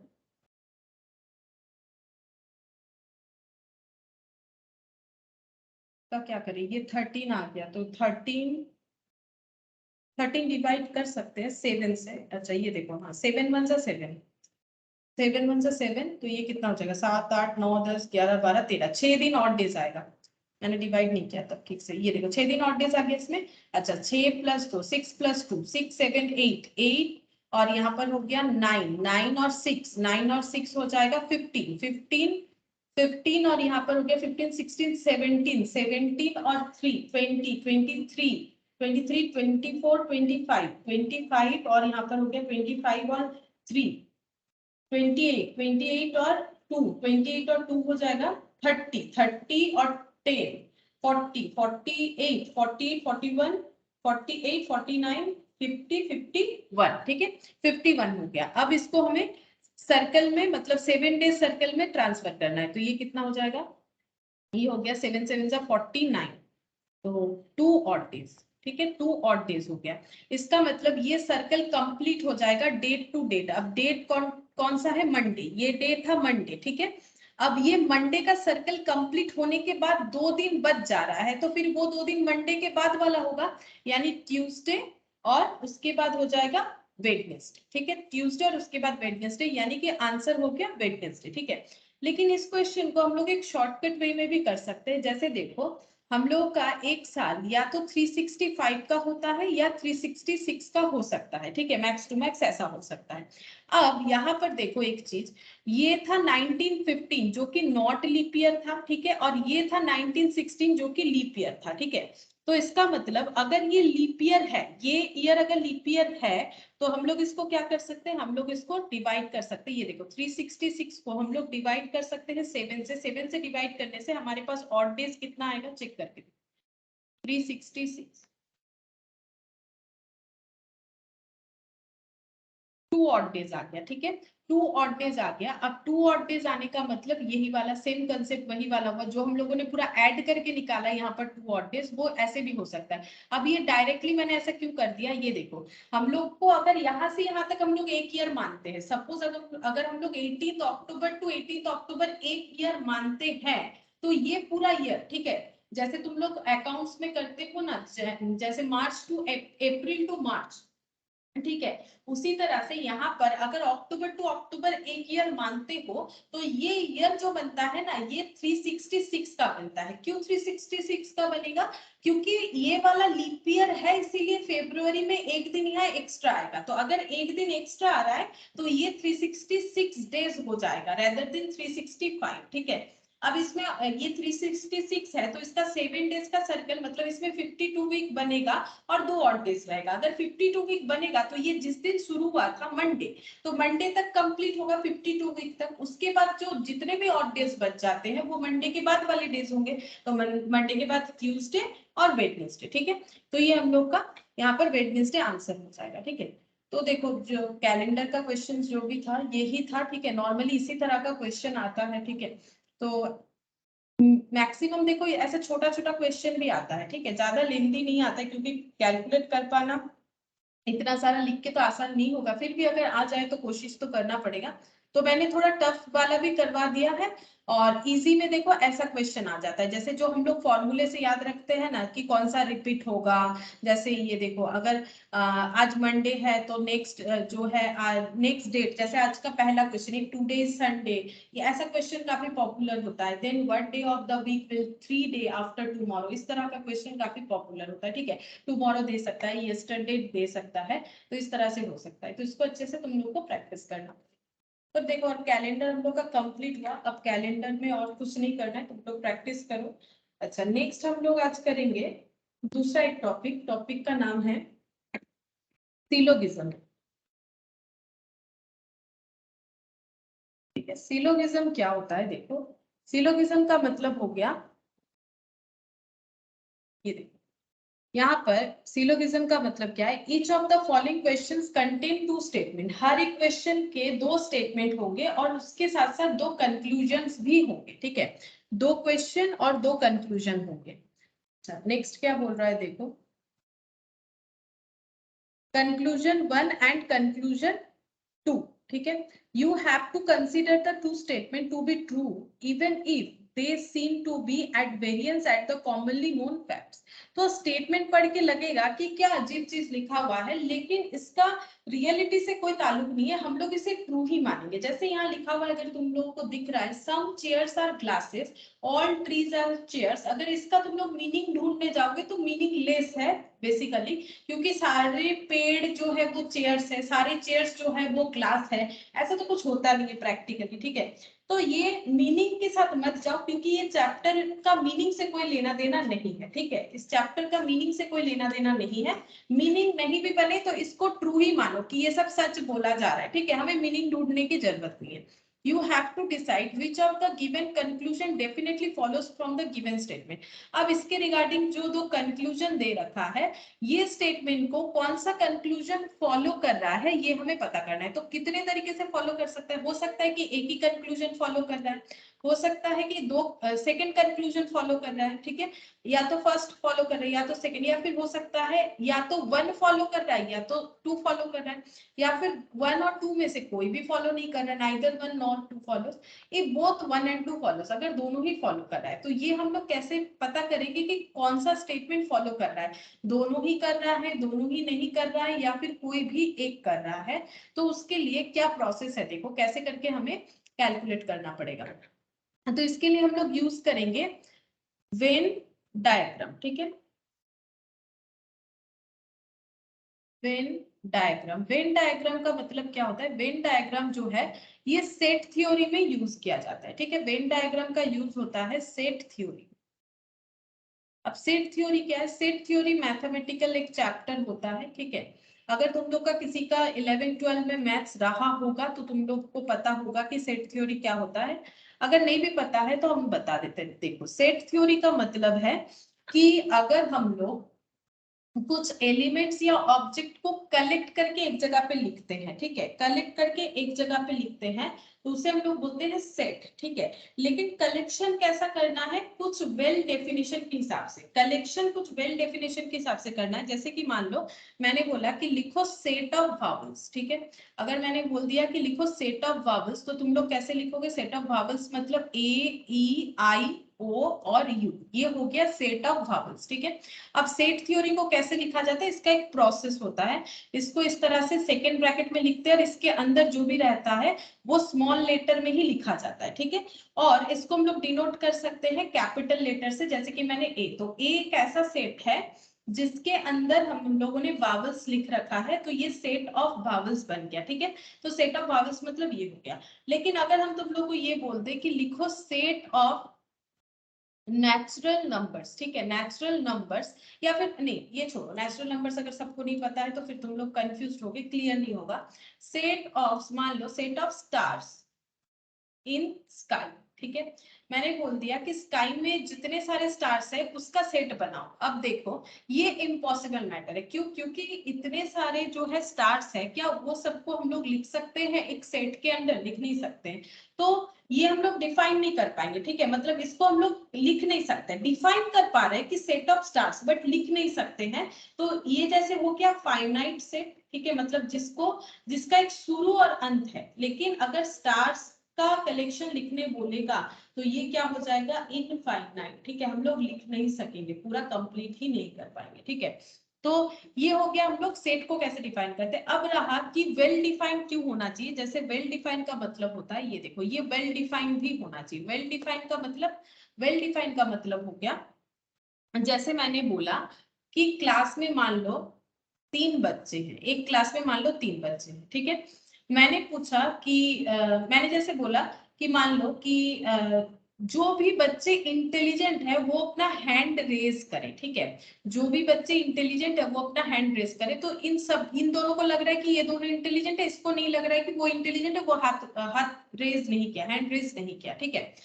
तो ये हो गया इनके मन से, ठीक है, क्योंकि मैंने अभी इंटेलिजेंसी का डेफिनेशन दिया ही नहीं, ठीक है। अगर मैंने इंटेलिजेंसी क्या होता है उसका डेफिनेशन, हालांकि उसका कोई डेफिनेशन नहीं होता है। अब मान लो मैंने बोला कि अभी हम तुम लोगों से, इन तीनों को बोला कि एक क्वेश्चन पूछेंगे, ठीक है, और अगर तुम लोग उस क्वेश्चन का आंसर दे देते हो तो हम मान लेंगे कि तुम लोग इंटेलिजेंट हो कुछ देर के लिए इस बेसिस पे, ठीक है।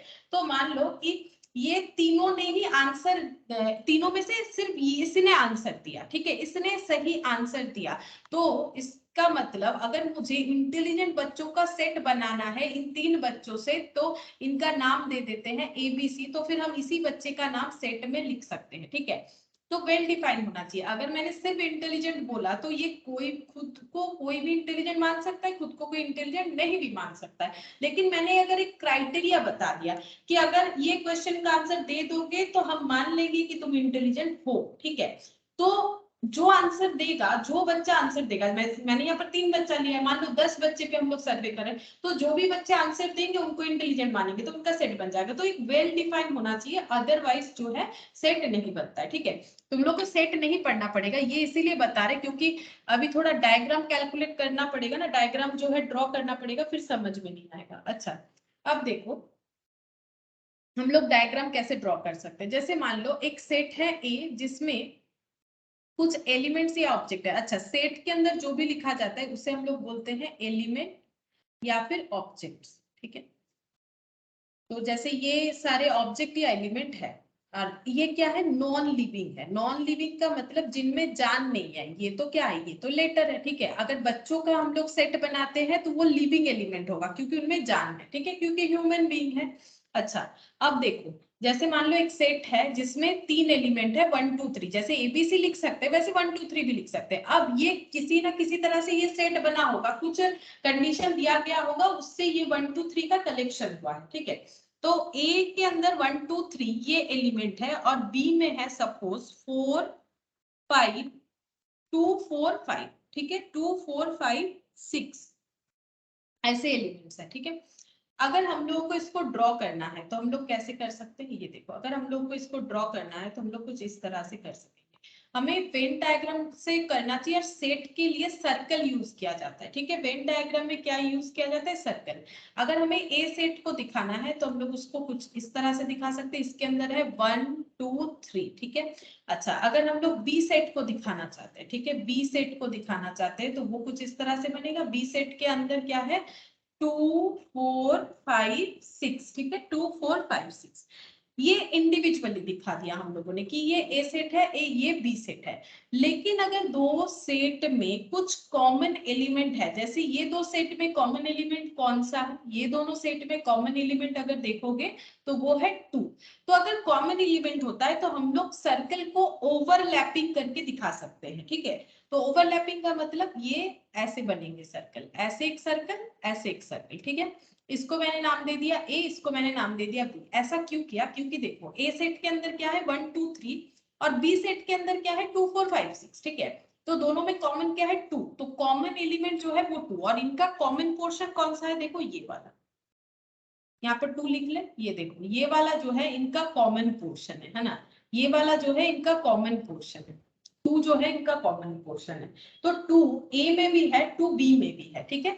बाकी जो एलिमेंट है ए में 1 और 3 वो बी में नहीं है, इसीलिए सिर्फ और सिर्फ जो जगह ए को बिलोंग करता है उसी जगह के लिए मैंने इसको लिख के दिखाया, ठीक है। ये देखो इस तरह से दिखा दिया।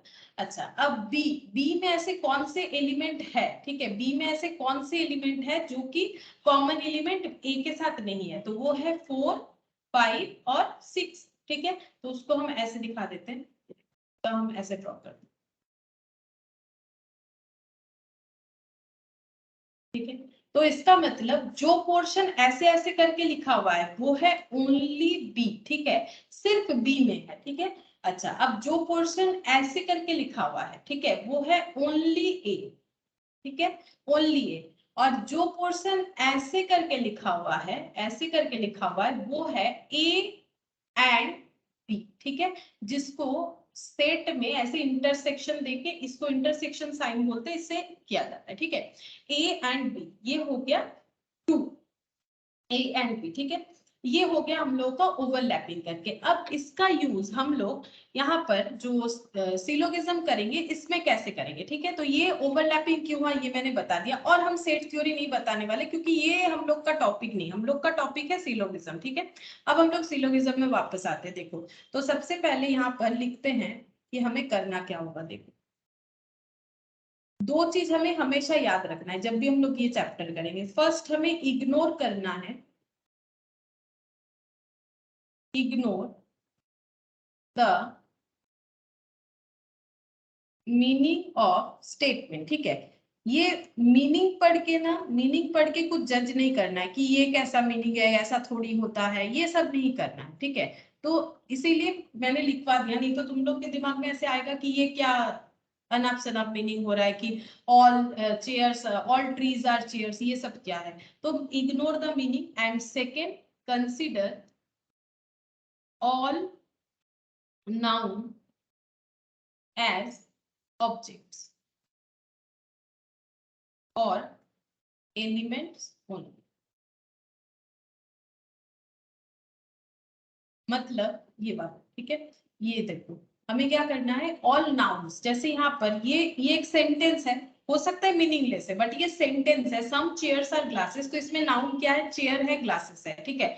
तो इसको रिलेट मत करो कि सम चेयर्स आर ग्लासेस कैसे होगा, ठीक है। तो चेयर जो है एक नाउन है इस सेंटेंस में, ग्लास जो है एक नाउन है इस सेंटेंस में, और इसको हमें जस्ट एक एलिमेंट या ऑब्जेक्ट की तरह सोचना है, ठीक है। मतलब चेयर को तुम लोग सी मान लो, ग्लासेस को तुम लोग जी मान लो, मतलब सम सी आर जी, ठीक है। तो फिर तुम लोग के दिमाग में मीनिंग नहीं आएगा, ठीक है। बाकी मीनिंग सोचना भी नहीं है, सी जी मानो या चेयर और ग्लासेस मानो, कोई फर्क नहीं पड़ना चाहिए, ठीक है।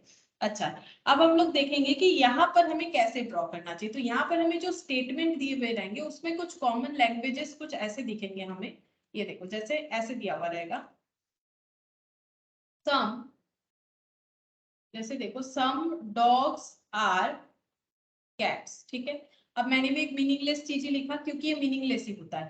अगर हमें बता दिया जाए कि सम डॉग्स आर कैट्स, मतलब मान लो यहाँ पर जो दो नाउन है इसको हम लोग डी ट्रीट करेंगे, इसको हम लोग सी ट्रीट करेंगे, ठीक है। तो हम लोग का जो सर्कल बनेगा वो एक डी के लिए बनेगा, एक सी के लिए बनेगा। अब हम लोग इसको ड्रॉ करेंगे।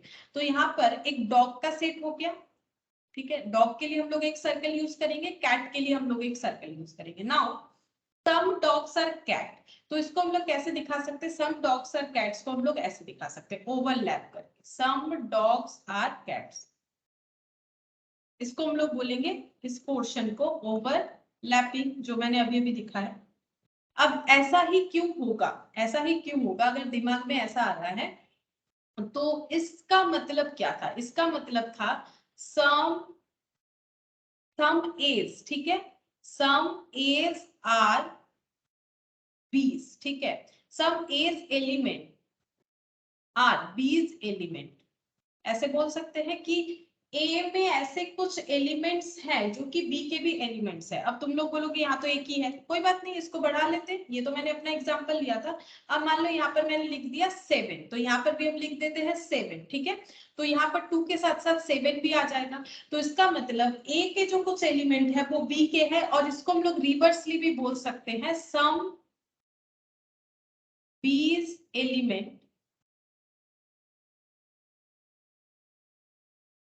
Elements are as element. कुछ बी के एलिमेंट ऐसे हैं जो कि ए के एलिमेंट भी है। तो अगर सम दिया हुआ रहेगा तो हमें ओवरलैप करके इसीलिए दिखाना है। क्यों?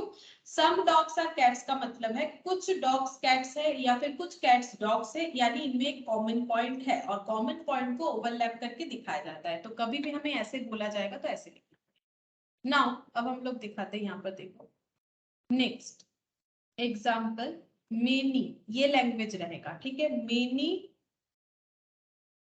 dogs are cats, ठीक है। मेनी डॉग्स आर कैट्स, इसका जो ड्रॉ होगा, इसका ये देखो, इसमें एक डी आ जाएगा, इसमें एक सी आ जाएगा। डी के लिए एक सर्कल, सी के लिए एक सर्कल। बट ये सर्कल्स ड्रॉ कैसे होंगे?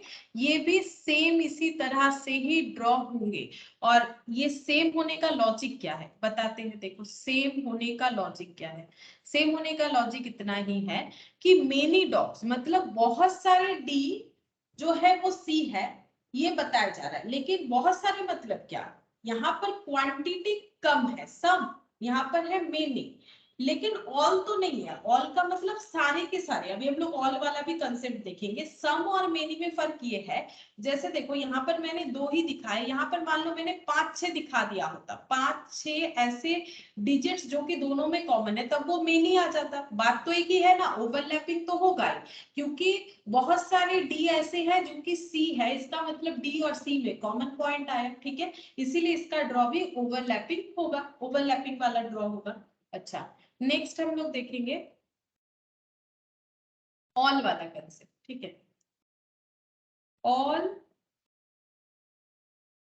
ऑल डॉग्स आर कैट्स, ठीक है। अब इसका ड्रॉ कैसे होगा? तो यहाँ पर भी हम लोगों का एक डी सर्कल बनेगा, एक सी सर्कल बनेगा।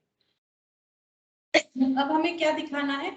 All Ds are Cs. अब इसको कैसे दिखा सकते हैं? तो उसके लिए पहले हम यहाँ पर सेट थ्योरी में इसको समझाते हैं, नंबर से काफी अच्छे समझ में आता है। देखो ऑल डीज आर सीज, तो हम लोग कैसे बोलेंगे? जैसे मान लो कि ए एक सेट है जिसके अंदर है 1 2, ठीक है।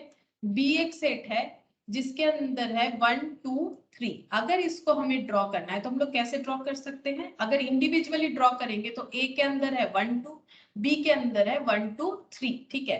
बी के अंदर है 1 2 3।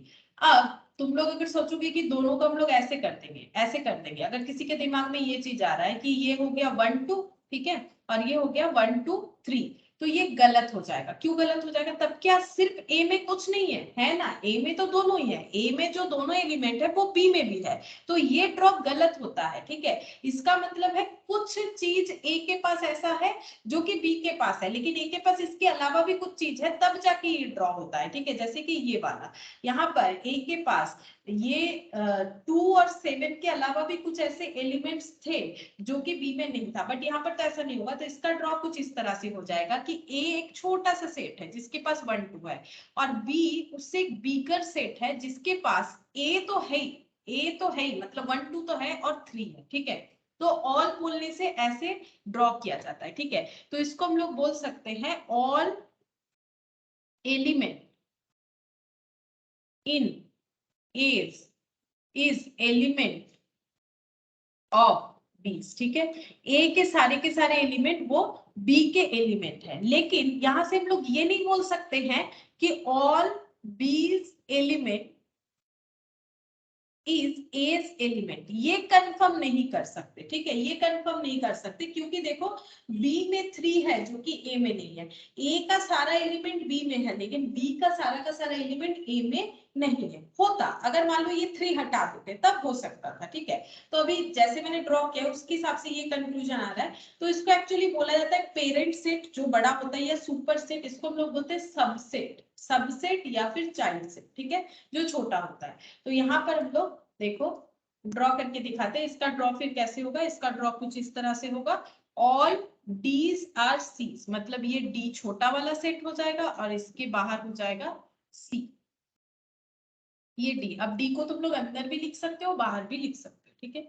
अच्छा, अब नेक्स्ट हो जाएगा नो डॉग्स आर कैट्स, ठीक है। तो ये हो गया डी, ये हो गया सी, ठीक है। इसको भी एक सर्कल से डिनोट करेंगे, इसको भी एक सर्कल, लेकिन हमें दोनों चीज को कंबाइनली दिखाना है, नो डॉग्स आर कैट्स। अब इसको अगर सेट थ्योरी में देखें तो ये कैसे दिखेगा, देखो मान लो ए एक सेट है जिसमें 1 2 है, बी एक सेट है जिसमें 3 4 है, ठीक है। अगर इसको हम लोग इंडिविजुअली दिखाते हैं तो 1 2 और ये 3 4, इसको हम लोग कंबाइनली दिखा भी नहीं सकते क्योंकि दोनों में ना तो कोई कॉमन पॉइंट है, कोई किसी तरह का लिंक है ही नहीं, इसके पास 1 2, इसके पास 3 4, ठीक है। तो यहाँ पर लिखेंगे no element of A is element of B और no element of B is element of A, ठीक है। तो रिवर्स में हम लोग ये भी बोल सकते हैं। इसका मतलब ये ड्रॉ ऐसे ही रहेगा, ठीक है, ये ड्रॉ ऐसे ही रहेगा अलग अलग, ठीक है। तो अगर नो डॉग्स आर कैट्स ये कंडीशन सेटिस्फाई करवाना है तो हम लोग ऐसे करेंगे, एक ये डी सर्कल बना देंगे, एक यहाँ पर एक सी सर्कल, ठीक है। ये हो गया डी, ये हो गया सी। इसको बोला जाता है टेक्निकली, मतलब अगर मैथमेटिकली मुझे पूछो, जबकि हम लोग तो लॉजिकल रीजनिंग कर रहे हैं, इसको बोला जाता है डिसजॉइंट सेट। जैसे मैंने बोला ना, ये सबसेट, ये सुपर सेट, ये है इंटरसेक्शन वाला, इसको बोला जाता है डिसजॉइंट। डिसजॉइंट का मतलब होता है जो कभी भी जॉइंट नहीं हो सकता है, तो इसको बोला जाता है डिसजॉइंट सेट। अगर याद रखने के लिए, मतलब थोड़ा सा हेल्प हो जाता है समझने के लिए, बाकी सेट थ्योरी तो तुम लोग को पढ़ना है नहीं। तो ये हो जाएगा डिसजॉइंट सेट, ठीक है। और यहाँ पर क्या कंसेप्ट आ गया था, ये हो गया था सबसेट किसका, बी का, और बी को बोला जाता है सुपर सेट, ठीक है, सुपर सेट। तुम लोग बीकॉम में ऑब्वियसली पढ़ोगे, अगर सीयू के अंदर पढ़ रहे हो तो बीकॉम में अगर ऑनर्स है तो मैथ्स में रहता है, ठीक है। और जनरल में भी रहता है कि नहीं मुझे उतना याद तो नहीं आ रहा है, चलो कोई बात नहीं, बाद में कभी ना कभी पढ़ना पड़ेगा अगर रहा तो तुम लोग के सिलेबस में, ठीक है। अच्छा, तो ये हम लोगों ने यहाँ पर हम लोग को ये चीज सीखना है, ठीक है। हम लोग ये देखेंगे ये सबको कैसे रिप्रेजेंट किया जाता है, उसके बाद हम लोग कंक्लूजन्स का यूज करेंगे कि कंक्लूजन फॉलो करता है कि नहीं। अब हम लोग क्वेश्चन करना स्टार्ट कर सकते हैं, ठीक है। तो यहाँ पर देखो,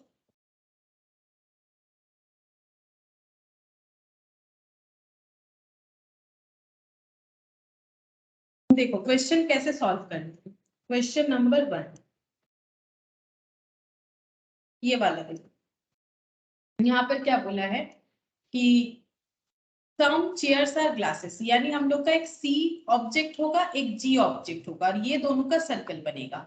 ऑल ट्रीज आर चेयर, यानी एक टी होगा और एक सी होगा। तो सी तो ऑलरेडी हम लोगों ने लिख रखा है, यानी हम लोग का टी जी और सी, ये 3 सर्कल को यूज करके पहले हमें ड्रॉ करना पड़ेगा। स्टेटमेंट को पढ़ के क्या ड्रॉ होगा वो देखो। अच्छा, यहाँ पर बोला है सम चेयर्स आर ग्लासेस, ठीक है। तो यहाँ पर हो गया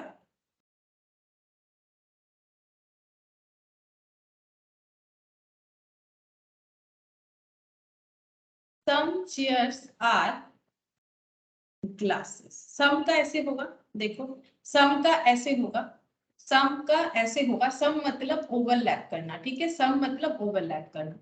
नाउ यहाँ पर क्या बोला है, ऑल ट्रीज आर चेयर्स, ठीक है, ऑल ट्रीज आर चेयर्स। तो इसको हम लोग ऐसे लिखेंगे, ऑल ट्रीज आर चेयर्स। तो चेयर बाहर जाएगा क्योंकि जितने भी टी है वो सारे के सारे सी है, तो टी अंदर रहेगा, सी बाहर रहेगा। देखो ऑल डॉग्स आर कैट्स, तो डी अंदर है सी बाहर है, ठीक है, इस तरह से होगा। अच्छा, अब हमें दोनों को कंबाइनली करना है। जैसे देखो यहाँ पर हम लोग एक सेंटेंस से कंबाइनली ड्रॉ कर रहे थे, अगर कंबाइन होता है तो बाई चांस, अगर डिसजॉइंट होता है तो नहीं होगा। अब यहाँ पर इस तरह के क्वेश्चन को सॉल्व करने के लिए हमें ये दोनों ड्रॉ को क्या करना है, मिक्सड अप करना है। मतलब मिक्सड अप नहीं, देखो कैसे होगा, हमें ये दोनों स्टेटमेंट को एक्चुअली एक ही जगह पे प्रेजेंट करके दिखाना है। तो सम चेयर्स और ग्लासेस, ये मैंने स्टेटमेंट 1 के हिसाब से किया, ये मैंने स्टेटमेंट 2 के हिसाब से किया, ठीक है। अब ये दोनों चीज एक दूसरे से रिलेटेड है, क्योंकि यहाँ चेयर ग्लास था, यहाँ चेयर और ट्री है, मतलब यहाँ भी चेयर है, यहाँ भी चेयर है, मतलब दोनों बात रिलेटेड है। तो अब हम लोग क्या कर सकते हैं, देखो यहाँ पर, अब देखो ध्यान से सुनो कैसे होगा। तो ये ड्रॉ जो मैंने किया है, क्योंकि चेयर और ग्लास में तो एक ओवरलैपिंग है, तो ये वाला ड्रॉ तो इंडिविजुअली ठीक है। लेकिन अगर तीनों चीज को हम लोग एक साथ लेके चले तब कैसे होगा, तीनों चीज को, ये तो अकेला अकेला हो गया ना, ये सी जी का दिखाया, ये हम लोगों ने सी टी का दिखाया, लेकिन हम लोगों को सी जी और टी तीनों को एक साथ दिखाना है, तीनों को एक साथ दिखाना है। तो हम लोग क्या कर सकते हैं, तो हम लोग इस तरह से कर सकते हैं। तो एक्चुअल सोल्यूशन हम यहाँ पर करके दिखाते हैं। देखो ये हो गया हम लोगों का यहाँ पर टी, ये हो गया हम लोग का जी, ठीक है। ये चेयर्स और ग्लासेस का ओवरलैपिंग, और बोला था यहाँ पर हम लोग को बोला था ऑल ट्रीज आर चेयर्स, तो चेयर्स के अंदर मैंने यहाँ पर ट्री लगा दिया, तो तीनों चीज एक साथ हो गया, ठीक है, तीनों चीज एक साथ हो गया। तो ये हम लोग का फर्स्ट जो है ड्रॉ हुआ। लेकिन ऐसे क्वेश्चन में मोर देन वन ड्रॉइंग्स भी हो सकते हैं, ठीक है। अब देखो हम और एक ड्रॉ करके दिखा रहे हैं, और तुम लोग सोचो कि ऐसा होना चाहिए कि नहीं होना चाहिए। जैसे मान लो हम लोग देख रहे हैं कि ऑल ट्रीज आर चेयर्स, ये बोल रखा है, और दूसरा ये बोल रखा है कि सम चेयर्स आर ग्लासेस। तो ये देखो मैंने फिर से वही वाला ड्रॉ किया, तो तुम लोग सोच रहे हो सेम चीज ड्रॉ करके क्या फायदा, सेम नहीं करेंगे, थोड़ा सा अलग भी करेंगे। जैसे मैंने टी को यहाँ लिखा, लेकिन जरूरी तो नहीं है कि टी यहाँ पर होगा, बाई चांस अगर हम लोग टी को यहाँ भी लिखते हैं तो भी तो कोई प्रॉब्लम नहीं है, मतलब। या फिर इसको इस तरह से अगर हम लोग करें कि हम लोग पहले सेकेंड वाला कंक्लूजन को, सॉरी स्टेटमेंट को ड्रॉ कर रहे हैं, all trees are chairs, all trees are chairs, ठीक है, ये मैंने कर दिया। अब फिर फर्स्ट वाले पे देखते हैं, सम चेयर्स आर ग्लासेस भी बोला है, अच्छा सम चेयर्स आर ग्लासेस भी बोला है, तो हम लोग अगर सम चेयर्स आर ग्लासेस अगर टी को टच करते हुए जा रहा है, तो ये भी एक पॉसिबिलिटीज है कि ये टी को टच करते हुए जा रहा है। मतलब पॉसिबल डायग्राम्स हमें ड्रॉ करना पड़ता है, जो कि मोर देन वन हो सकता है। नॉर्मली 3-4 डायग्राम भी होता है, लेकिन हम लोग यहाँ पर जो पढ़ रहे हो तुम लोग का मैक्सिमम 2 डायग्राम ही आएगा, 3 डायग्राम वाला क्वेश्चन नहीं आएगा, ठीक है। तो जरूरी नहीं कि हमेशा 2, मैक्स टू मैक्स 2 हो सकता है, अदरवाइज 1 हो सकता है। तो ये भी ड्रॉ हम लोग का सही है, तो ड्रॉ 1 हो गया, ड्रॉ 2 हो गया। दोनों में फर्क क्या है, एक हम लोगों ने दिखाया कि टी को जी टच नहीं कर रहा है, ठीक है, और यहाँ पर हम लोगों ने क्या दिखाया कि टी को जी टच कर जा रहा है, ठीक है। तो ये दोनों ही सही है। क्यों दोनों सही है, क्योंकि हमें बोला है सी और जी में एक सम का रिलेशन है, सी और जी ओवरलैप होगा, ये हमें बोला है, और टी जो है वो पूरा का पूरा सी के अंदर है, और सी और जी अगर ओवरलैप होगा तो हो सकता है वो टी को टच करके जा रहा है, हो सकता है वो टी को टच करके नहीं जा रहा है। तो अब ये प्रोबेबिलिटी हो गया, ठीक है, हो भी सकता है नहीं भी हो सकता है, तो पॉसिबल डायग्राम्स हमें ड्रॉ करना है। तो ये बना, ठीक है। अब धीरे धीरे तुम लोग को समझ में आएगा। अब देखो यहाँ पर क्या बोल रहे हैं, कंक्लूजन क्या दे दिया है, कंक्लूजन लिखेंगे। कंक्लूजन को कैसे चेक करते हैं, हम इसके नीचे लिखेंगे, देखो कंक्लूजन 1, कंक्लूजन 2, ठीक है। अब कंक्लूजन का रूल्स क्या है, सुनो। कंक्लूजन हमें चेक करना पड़ेगा, some trees are glasses, some trees are glasses का मतलब अगर हम लोग इसको ड्रॉ करें तो सम ट्रीज आर ग्लासेस ऐसे बनेगा, टी और जी जो है वो ओवरलैप करेंगे, सम ट्रीज आर ग्लासेस का मतलब है।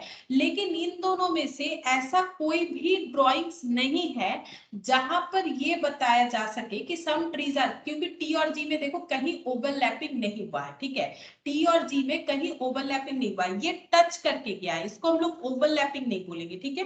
टी और जी में जो है डायरेक्ट किसी तरह का ओवरलैपिंग नहीं है, ठीक है, डायरेक्ट किसी तरह का ओवरलैपिंग नहीं है, यानी यहाँ पर हम लोग ये कंक्लूजन बोलेंगे कि ये कंक्लूजन गलत है, ठीक है। कंक्लूजन ये हम लोग का क्या हो गया, डायग्राम 1 में ये कंक्लूजन, अच्छा सॉरी सॉरी सॉरी, ये देखो हम लोग पहले एक एक डायग्राम में चेक करेंगे। ये थोड़ा सा मैंने गलत बता दिया। ये देखो यहाँ पर डायग्राम 1 में देखेंगे तो टी और जी में कोई ओवरलैपिंग नहीं है। डायग्राम 1 में देखेंगे तो टी और जी में कोई ओवरलैपिंग नहीं है, लेकिन डायग्राम 2 में है। ठीक है, ओवरलैप हुआ है, टच करके गया है मतलब ओवरलैप हुआ है। मैंने थोड़ा सा वहां पर गलत बोल दिया, माय मिस्टेक। ठीक है, उसको छोड़ो। यहाँ पर बोल रहा है कि ये देखो, इसको देखो कि टी और जी, वो मैंने जो बोला वो गलत बोला है। ठीक है, तो एक बार फिर से यहाँ पर बताते हैं, टी और जी एक दूसरे को ओवरलैप कर रहा है, तो जो कंक्लूजन है वो इस डायग्राम को सेटिस्फाई कर रहा है। ठीक है, तो जिसको नहीं कर रहा है उसमें क्रॉस लगा है, जिसको कर रहा है उसको मैंने राइट लगा दिया। ठीक है, अच्छा नेक्स्ट देखो, सम ग्लासेस आर ट्रीज, तो इसका क्या होना चाहिए, सम ग्लासेस आर ट्रीज। तो देखो दोनों बात तो एक ही है, यहाँ पर इस तरह का दिया हुआ रहता है confusion, some trees are glasses and some glasses are trees. तो फर्क क्या है दोनों में भाई, फर्क तो कुछ है ही नहीं।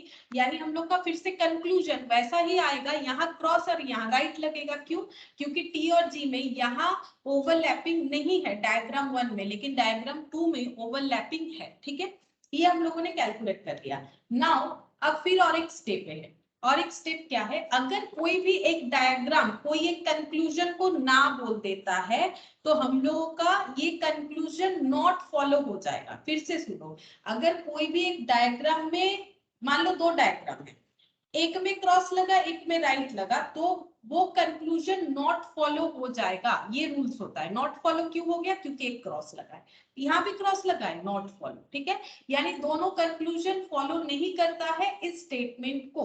अगर ऐसा होता है तो आंसर क्या होगा, if only one follows, if only conclusion 2 follows, if either 1 और 2 follows, if neither 1 not 2 follows, if both 1 and 2 follow. तो हम लोग का कोई भी कंक्लूजन फॉलो नहीं किया, तो इसका आंसर हम लोग क्या देंगे, इसका आंसर हम लोग क्या देंगे, ऑप्शन डी हो जाएगा, if neither one not two follows. ठीक है, neither one not two follows, इस तरह से होगा। ठीक है, और एक दो क्वेश्चन करते समझ में आ जाएगा। देखो नेक्स्ट हम लोग यहाँ पर क्वेश्चन नंबर 2 लेते हैं। देखो क्वेश्चन नंबर 2, पहले हम लोग स्टेटमेंट देखेंगे। स्टेटमेंट हमें क्या बोला है, स्टेटमेंट में हमें बोला है नो मैन इज लायन। ठीक है, तो ये एक एम का सेट बनेगा, एक एल का सेट बनेगा। तो नो मैन इज लायन, अब इसका मीनिंग मत सोचो। ठीक है, मीनिंग सोचोगे तो गलत हो जाएगा। ठीक है, नो मैन इज लायन ऐसे बोला गया है।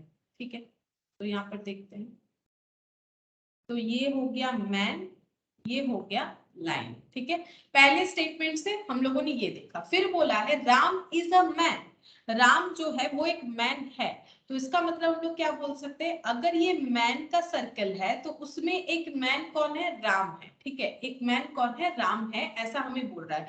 तो ये ऑल नहीं बोला, फिर मैंने ऑल का क्यों ड्रॉ किया, एक्चुअली देखो राम इज अ मैन ऐसा बोल रहा है, तो इसको हम लोग ड्रॉ कैसे करें, मतलब मैन सर्किल से रिलेटेड है राम। ठीक है, मैन एम अगर कोई एलिमेंट या ऑब्जेक्ट है, जैसे कि मैंने पहले ही बोला इसको एलिमेंट या ऑब्जेक्ट मान के हमें चलना है, तो एम अगर एक ऑब्जेक्ट है तो आर उसका एक पार्ट है। ठीक है, क्योंकि आर इज एम है, R is M, Ram is man, अगर मीनिंग में प्रॉब्लम होता है तो आर इज एम, यानी R is a part of M, और पार्ट ऑफ एम होने के लिए हम लोग बोल सकते हैं कि ऐसा होगा। ठीक है, हम लोग बोल सकते हैं कि ऐसा होगा। तो ये मैंने इंडिविजुअली ड्रॉ किया। अगर इसी चीज को हमें कंबाइनली ड्रॉ करना है तो हम लोग कैसे कर सकते हैं, हम लोग कुछ इस तरह से कर सकते हैं। ये हो गया एम सर्कल। ठीक है, इसके अंदर हमारा आर रहेगा और इसके यहाँ पर एल रहेगा। ठीक है, क्योंकि एम और एल में कोई रिलेशन नहीं, ये मैंने इंडिविजुअल ड्रॉ किया है, लेकिन हमें इंडिविजुअल नहीं करना है, हमेशा स्टेटमेंट को कंबाइन करना है। ठीक है, तो हम लोग का सोल्यूशन मेनली ये हो गया। अब इसका कोई सेकेंड ड्रॉ नहीं होगा। ठीक है, क्योंकि आर जो है वो एम का पार्ट है। अब एम का पार्ट कहाँ भी लिखो क्या फर्क पड़ता है। ठीक है, क्योंकि यहाँ तो कोई ओवरलैपिंग है नहीं कि टच करके जाएगा नहीं जाएगा। ठीक है, तो ऐसे होगा। अच्छा, अब हम लोग यहाँ पर देखेंगे कि कंक्लूजन 1 क्या है, कंक्लूजन 1 और कंक्लूजन 2। ठीक है, कंक्लूजन 1 और कंक्लूजन 2। तो पहला कंक्लूजन देखो स्टेटमेंट 2 में, Ram is not a lion. अगर राम लायन नहीं है मतलब आर इज नॉट एल, तो ऐसा होगा। ठीक है, आर और एल में ऐसा होगा। क्या आर और एल में ऐसा है, मतलब डिसजॉइंट होगा। तो हाँ देखो है, ये एक ही डायग्राम बना है। ठीक है, एक ही डायग्राम बना है। तो यहाँ पर देखो क्या है कि आर और डी में, आर और एल में, ये देखो आर और एल होगा ना, क्योंकि कंक्लूजन क्या बोला है, R is not L, Ram is not lion, तो ये कंसेप्ट होना चाहिए। ठीक है, ये आर है ये एल है, हाँ हो रहा है। ठीक है, ये हो रहा है, कंक्लूजन 1 हो रहा है। नाउ कंक्लूजन 2 क्या बोला है, all men are not Ram, ठीक है, all men are not Ram बोला है ऐसा, ठीक है। यहाँ पर ऑल मेन मतलब एम आर नॉट आर, ठीक है, बोल रहा है कि जितने भी सारे एम है वो आर नहीं है, ठीक है, जितने भी सारे एम है वो आर नहीं है। ये सही है कि गलत कैसे पता चलेगा? तो ये कुछ सबसेट जैसा हुआ, थोड़ी देर पहले मैंने तुम लोग को सिखाया था, ये देखो यहाँ पर ये कुछ सबसेट जैसा हुआ, ठीक है। अब यहाँ पर एक चीज देखो, यहाँ पर हम लोगों ने एलिमेंट क्या लिखा था, मैंने यहाँ पर एलिमेंट लिखा था 1 2 और 1 2 3, ठीक है। तो मैंने यहाँ पर बोला कि 1 और 2 बी में भी है, मतलब ऑल एलिमेंट्स इन बी ए में नहीं है, सारे के सारे एलिमेंट्स बी का वो ए में नहीं है, ये हम लोग देख के यहाँ बता सकते हैं, ठीक है।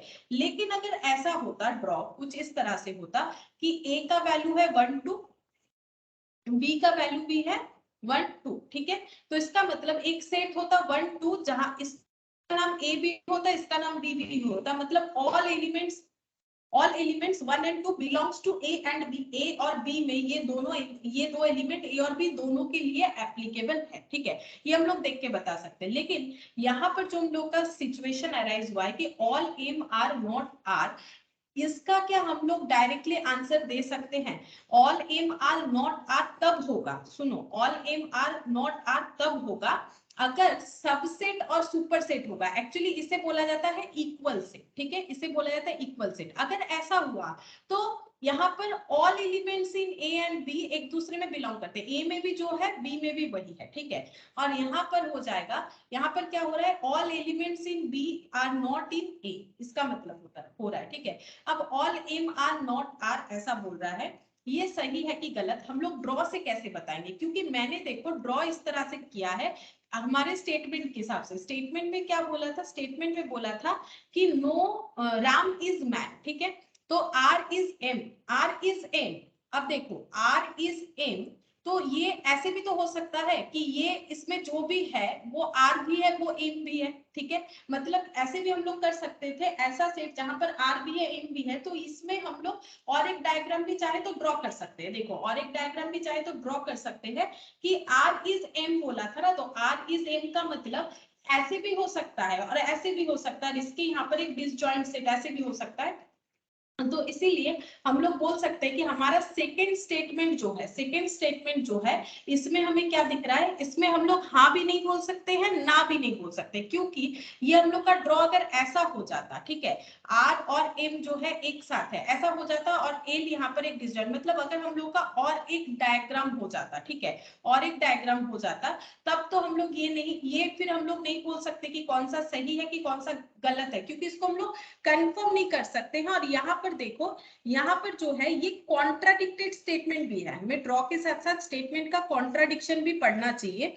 No man is lion, Ram is a man, ठीक है, फिर यहाँ पर बोल रहा है Ram is not a lion, फिर बोल रहा है all men are not Ram, लेकिन बोला है राम इज अ मैन, ये दोनों कॉन्ट्राडिक्टेड है। सोचो, क्योंकि बोल रहा है आर जो है वही एम है, ठीक है, राम जो है वही मैन है, मीनिंग में मत जाओ, आर जो है वही एम है, फिर यहाँ पर बोल रहा है कि जितने सारे एम है वो आर नहीं है। अगर ऐसा कॉन्ट्राडिक्टेड होता है तो हम लोग बोलेंगे कि ये गलत है, ठीक है, कॉन्ट्राडिक्टेड नहीं होना चाहिए। अगर हम लोग बोल ही रहे हैं कि राम इज मैन, फिर नीचे बोला जा रहा है कंक्लूजन में कि all men are not Ram, तो ऐसे में इसे बोला जाता है कॉन्ट्राडिक्टेड कंक्लूजन। और कॉन्ट्राडिक्टेड कंक्लूजन को हम लोग कैसे दिखाएंगे कि ये हम लोग का सही नहीं है, ठीक है, मतलब सही भी हो सकता है गलत भी हो सकता है, ठीक है, ये सही भी हो सकता है गलत भी हो सकता है। क्यों?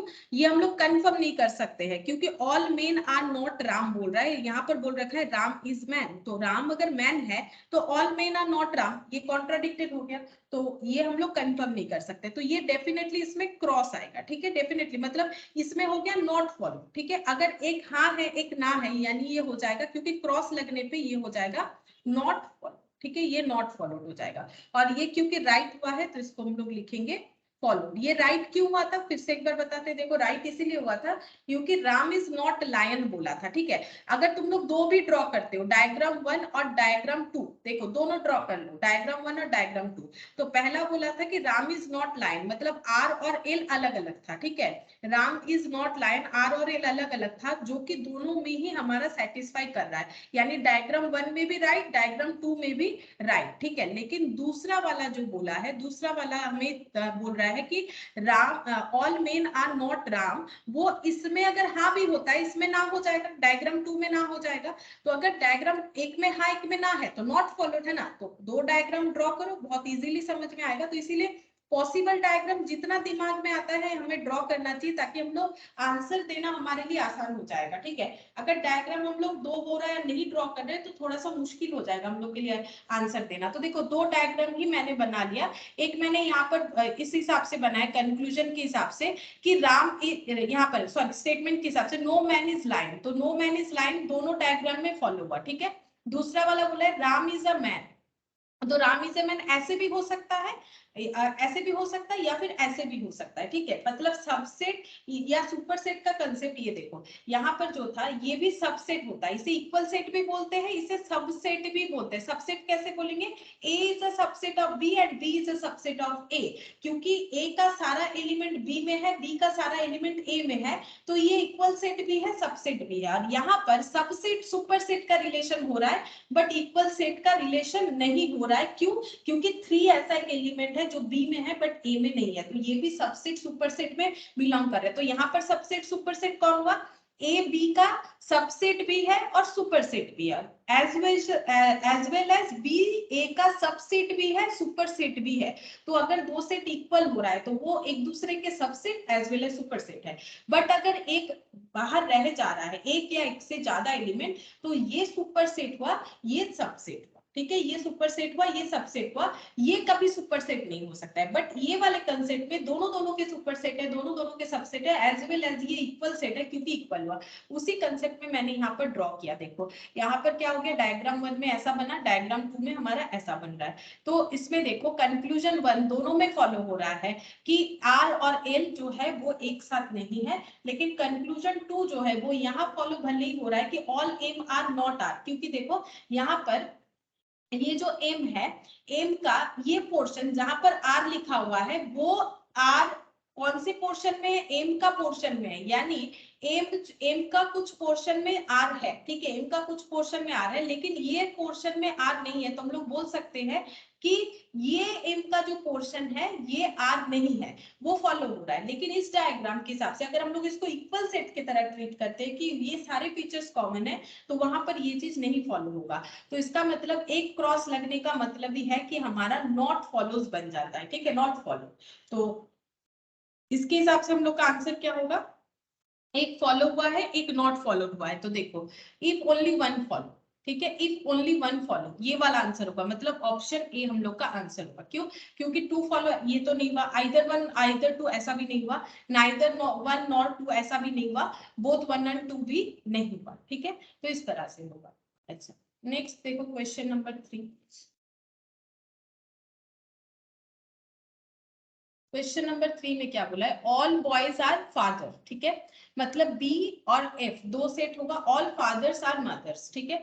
तो मीनिंग में मत जाओ, ठीक है, ऑल फादर्स आर मदर्स। अगर हम लोग को इसको कंबाइनली ड्रॉ करना है तो ये एक बी सेट होगा, एक एफ सेट होगा, ठीक है। फिर यहाँ एक एफ सेट होगा, यहाँ एक एफ। तो बेसिकली हम लोगों का बी एफ और एफ ये ऑब्जेक्टिव्स होने चाहिए, मतलब ये ऑब्जेक्ट सेट होने चाहिए, ठीक है। अब हम लोग इसको कैसे ड्रॉ करेंगे, अब ये देखो ऑल बॉयज आर फादर, इसको हम लोग कैसे दिखा सकते हैं, ये बी और इसके बाहर एफ हो जाएगा, ठीक है। ऑल फादर्स आर मदर, इसको हम लोग कैसे दिखा सकते हैं, ये एफ हो गया, ये हो गया एम। लेकिन हम लोग इसको कंबाइनली कैसे दिखाएंगे, कंबाइनली कैसे दिखाएंगे, तो एफ के अंदर बी है और एम के अंदर एफ है, तो ये दोनों को अगर कंबाइन करना है, क्योंकि हमारा मेन सोल्यूशन तो कंबाइन करके होता है, तो अगर कंबाइन करना है तो सबसे बाहर हो जाएगा एम, एम के अंदर कौन है, एम के अंदर है एफ, और एफ के अंदर कौन है, एफ के अंदर है बी। तो इसको कंबाइन करने से ये ड्रॉ होगा, कंबाइन करने से ये ड्रॉ होगा, ठीक है।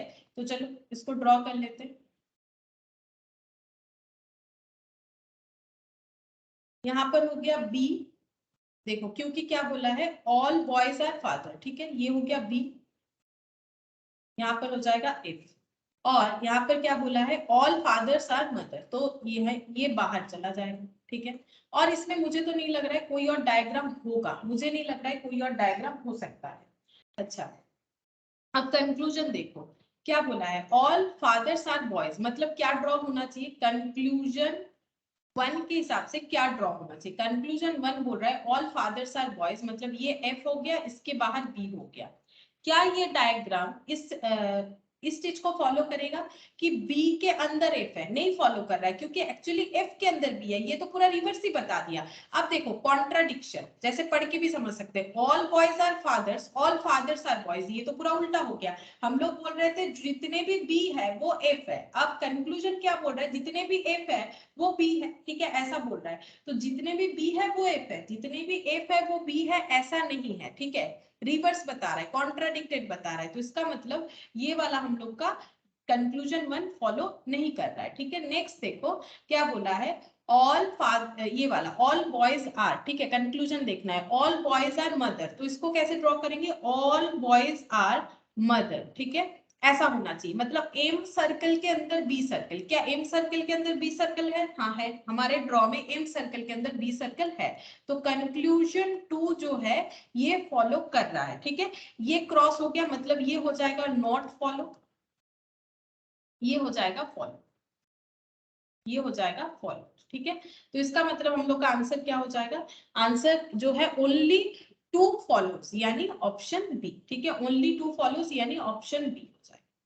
नेक्स्ट देखो क्वेश्चन नंबर 4, यहाँ पर देखो क्या बोला है, ऑल पेन्स आर कप्स, ठीक है, तो दो हम लोग का ऑब्जेक्ट है, एक पी और एक सी। फिर बोला है ऑल कप्स आर बाउल्स, तो ये सी हो गया, ये हो गया बी, ठीक है। तो एक पी है, एक सी है, एक सी है, एक बी है, बेसिकली पी सी बी है, ठीक है। तो ऑल पीज आर सीज, मतलब पी और इसके बाहर सी होना चाहिए, पहले वाले स्टेटमेंट के हिसाब से ड्रॉ।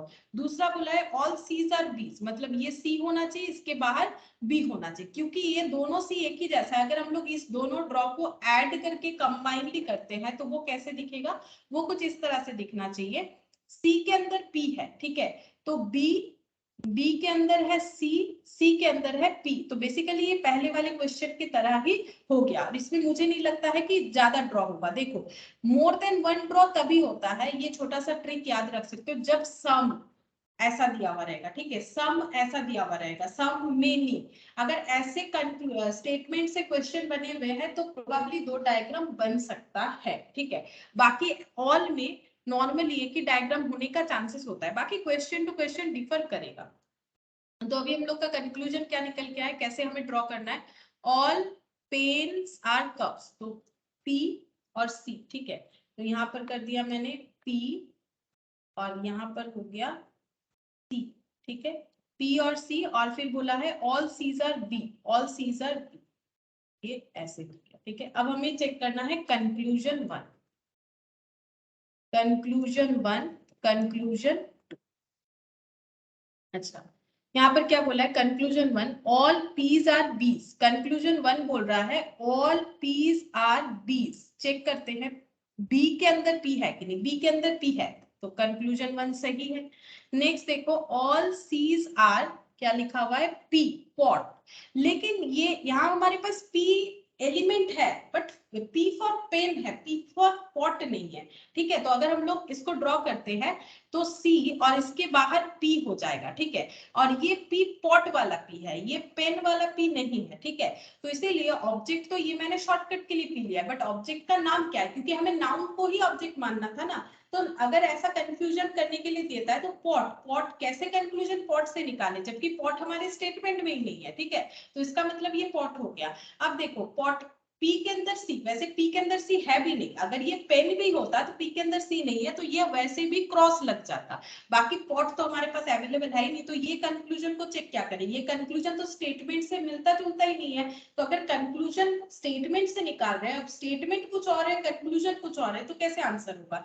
तो ये हो गया, इसीलिए ये डायरेक्ट क्रॉस लग जाएगा, ये हो गया फॉलो, ये हो जाएगा नॉट फॉलो, यानी ओनली कंक्लूजन वन फॉलोज हो जाएगा, ठीक है। ये देखो ओनली कंक्लूजन वन फॉलोज, यानी ऑप्शन ए, इसका आंसर हो जाएगा ऑप्शन ए। नेक्स्ट देखो क्या बोला है,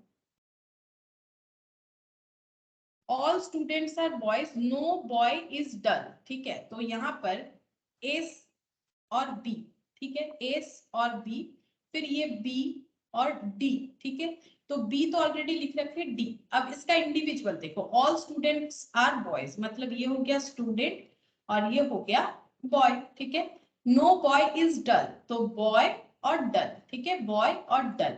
अब नो बॉयज मतलब ये दोनों डिसजॉइंट, अब इन दोनों को कंबाइंडली अगर लिखना है तो हम लोग कैसे कर सकते हैं, ये हो गया।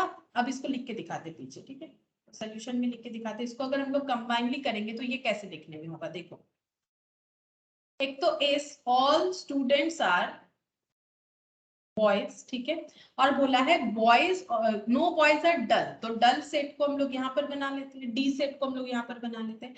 और मुझे नहीं लगता है कि यहाँ पर हमारा कोई और ड्रॉप हो सकता है। ठीक है, क्योंकि मैंने पहले ही बोला कि एक ट्रिक है कि अगर नॉर्मली सम वगैरह हो, मीनी वगैरह हो, तब जाके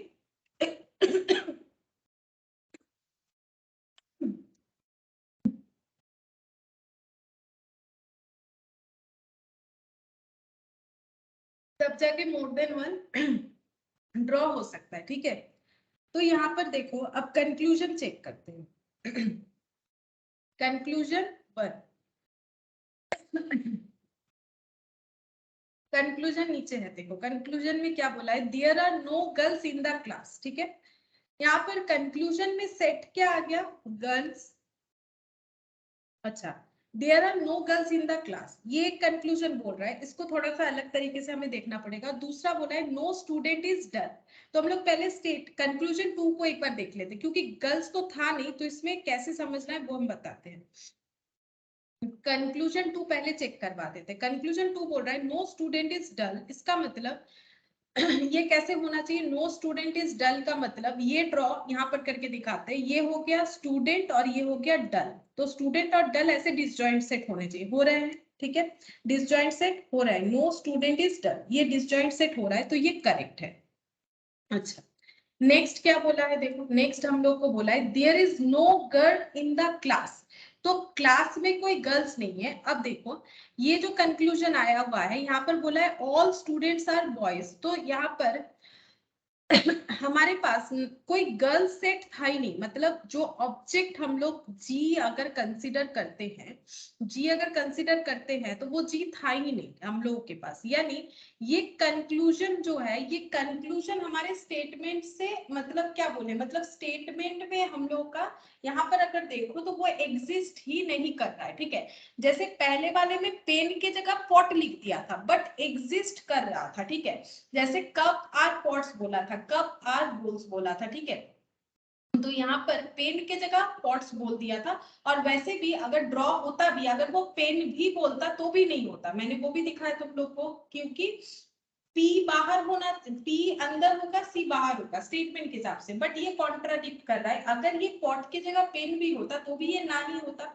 अब यहाँ पर जो बोल रखा है इसका थोड़ा सा कंसेप्ट अलग है। यहाँ पर बोल रहा है कि there are no girls in the class. ठीक है, क्लास में कोई गर्ल्स नहीं है, तो अगर स्टेटमेंट पढ़ोगे तो ये सही बोल रहा है। क्यों, क्योंकि ऑल स्टूडेंट्स आर बॉयज, पहले ही बता दिया है कि जितने भी स्टूडेंट्स है वो क्या है, वो बॉयज है। ठीक है, तो स्टूडेंट में तो गर्ल्स भी आते हैं, लेकिन यहाँ पर बोला है स्टूडेंट जो है सर्कल, वो पूरा का पूरा बॉयज है। तो इसका मतलब there are no girls student, या फिर there are no students girls, there are no girls in the class. ठीक है, तो ये कंक्लूजन यहाँ पर हमें राइट करना पड़ेगा। क्यों, क्योंकि सच में कोई भी गर्ल्स नहीं है क्लास में, क्योंकि स्टूडेंट गर्ल्स है ही नहीं। तो इसीलिए ये कंक्लूजन क्या होगा, ये कंक्लूजन वन इसको फॉलो कर रहा है। कैसे, अगर बोल रहा है कि क्लास में कोई भी गर्ल्स नहीं है, तो बेसिकली कोई भी स्टूडेंट गर्ल्स नहीं है ऐसा बताया जा रहा है। ठीक है, तो हम लोग का स्टूडेंट और गर्ल्स का तो डिसजॉइंट सेट होता अगर हम लोग बनाते, लेकिन यहाँ पर स्टूडेंट लैंग्वेज नहीं दिया, बोला है कि no girls in the class, जो कि सही जा रहा है इस डायग्राम के साथ कि कोई भी गर्ल स्टूडेंट है नहीं, क्योंकि सारे के सारे स्टूडेंट्स क्या है, बॉयज है। ठीक है, तो ये कंक्लूजन वन भी ट्रू है, तो फॉलो, और ये भी फॉलो हो गया। तो अगर दोनों फॉलो होगा, दोनों फॉलो होगा, तो हम लोग का आंसर क्या होगा, आइदर वन टू नहीं, यहाँ पर बोला है कि both follows, both 1 and 2 follows, यानी ऑप्शन ई होगा। ठीक है, तो यहाँ पर थोड़ा सा देखने वाला बात था। यहाँ पर हम लोगों ने फॉलोज क्यों दिखाए, क्योंकि यहाँ पर कॉन्ट्राडिक्टेड नहीं दिया है, आंसर सही दिया है। कॉन्ट्राडिक्टेड अलग होता है, जैसे यहाँ पर क्या था, यहाँ पर बोला था पी है, पेन है, कप है, कप है, बोल्स है। यहाँ पर क्या बोला, पेन है, बोल्स, और यहाँ पर ला दिया पॉट। ठीक है, तो पॉट इससे रिलेट नहीं है, लेकिन ऑल स्टूडेंट्स आर बॉयज, मतलब ऑल एस आर बॉयज, ठीक है, एस आर बीज, और there are no girls in the class, मतलब वही स्टूडेंट से रिलेटेड बात ही हुआ। तो इसका मतलब यहाँ पर ये कंक्लूजन 1 जो है ये सही हो रहा है, इसीलिए इसको हम लोग बोलेंगे कि ये फॉलोज, क्योंकि यहाँ पर कोई गर्ल्स मतलब जी का सेट बन नहीं सकता है। ये सही बात है कि यहाँ पर कोई जी का सेट नहीं। यहाँ पर अगर हमें चेक करना पड़ता कि पी है कि नहीं, अगर ऐसा होता तब हम लोग इसमें भी राइट कर सकते थे कि हमारे पास पॉट तो है नहीं, लेकिन यहाँ पर क्या हुआ था, यहाँ पर पेन की जगह पॉट दे दिया था। पी दोनों ही है, लेकिन पेन की जगह पॉट दिया था, इसी वजह से गलत हो रहा था। यहाँ पर रिलेशन इस तरह से बन रहा था, जबकि रिलेशन पी अंदर है और सी बाहर है। बट यहाँ पर बोला है कि no G's are in the class, मतलब गर्ल्स कोई भी क्लास में नहीं है। वो यहाँ डायग्राम देखो, कोई भी जी है नहीं क्लास में, मतलब कोई स्टूडेंट के अंदर जी है नहीं, तो फॉलोज होगा। ठीक है, तो ये थोड़ा सा एक्सेप्शन है, बोल सकते हैं। 6th नंबर देखो, 6th नंबर में क्या बोला है, सम कैट्स आर किटन। अब जैसे सम आ गया ना, तो सोच लो कि दो डायग्राम हो सकता है, प्रोबेबिलिटी है। सम कैट्स आर किटन, तो सी है और एक के है। All rats are kitten, R है के है, मतलब बेसिकली सी आर और के है। ठीक है, तो सम कैट्स आर किटन, ये पहले वाले स्टेटमेंट से बनेगा, तो ये सी और ये के, और ऑल रैट्स आर किटन्स, तो ये बनेगा स्टेटमेंट 2 से। अब ये दोनों का हमें कंबाइनली ड्रॉ करना है, तो देखो कैसे, तो कंबाइनली कैसे ड्रॉ हो जाएगा। यहाँ पर मैंने ये पहले वाले क्वेश्चन की तरह ये सी है, ये के है। ठीक है, अच्छा, और आर के अंदर है, तो आर को हम यहाँ पर लिख सकते हैं, या फिर ये सी है यहाँ पर के है, और आर को हम लोग ऐसे लिख सकते हैं जो कि के सी को भी टच कर रहा है। ठीक है, यहाँ पर हम लोग ने सी को टच नहीं किया, तो डायग्राम हमारा दोनों हो सकता है। देखो कॉमन चीज ही होगा। ठीक है, थोड़ा सा प्रैक्टिस करोगे तो समझ में आ जाएगा। ये हो गया D1, ये हो गया D2। ठीक है, अब हम लोग कंक्लूजन चेक करेंगे, कंक्लूजन 1 और कंक्लूजन 2। ठीक है, कंक्लूजन 1 और कंक्लूजन 2 चेक करते हैं। कंक्लूजन 1 हमें क्या बता रखा है, कंक्लूजन 1 बता रखा है सम कैट्स आर रैट्स। ठीक है, सम कैट्स आर रैट्स, मतलब ये कैसे बनेगा, सी और आर में ओवरलैपिंग होगा। तो कंक्लूजन 1 में सी और आर में ओवरलैपिंग होगा। सी और आर में कहीं पर भी क्या ओवरलैपिंग है, इस डायग्राम में तो नहीं है, बट इस डायग्राम में है। अगर एक भी क्रॉस लगता है तो नॉट फॉलो, ये तो रूल्स है, एक भी क्रॉस लगता है तो नॉट फॉलो। ठीक है, नेक्स्ट हमें बोला है सम रैट, ये वाला सॉरी, हाँ, सम रैट्स आर कैट्स। ठीक है, तो सम रैट्स आर कैट्स, वही चीज बोला है, वही चीज बोला है, तो सेम चीज होगा ना। सम रैट्स आर कैट्स या सम कैट्स आर रैट्स, तो बात तो एक ही है। तो इसमें क्रॉस लगेगा, क्योंकि इसमें ऐसा कोई रिलेशन फुलफिल नहीं हो रहा है, बट इसमें हो रहा है, तो ये भी नॉट फॉलो। और अगर दोनों ही नॉट फॉलोड हो जाते हैं, तो हम लोग का ऑप्शन क्या होगा, दोनों ही नॉट फॉलोड होगा, तो हम लोग का ऑप्शन हो जाएगा डी। ठीक है, ऑप्शन हो जाएगा डी, इस तरह से। ठीक है, अब नेक्स्ट देखो, क्वेश्चन नंबर 7।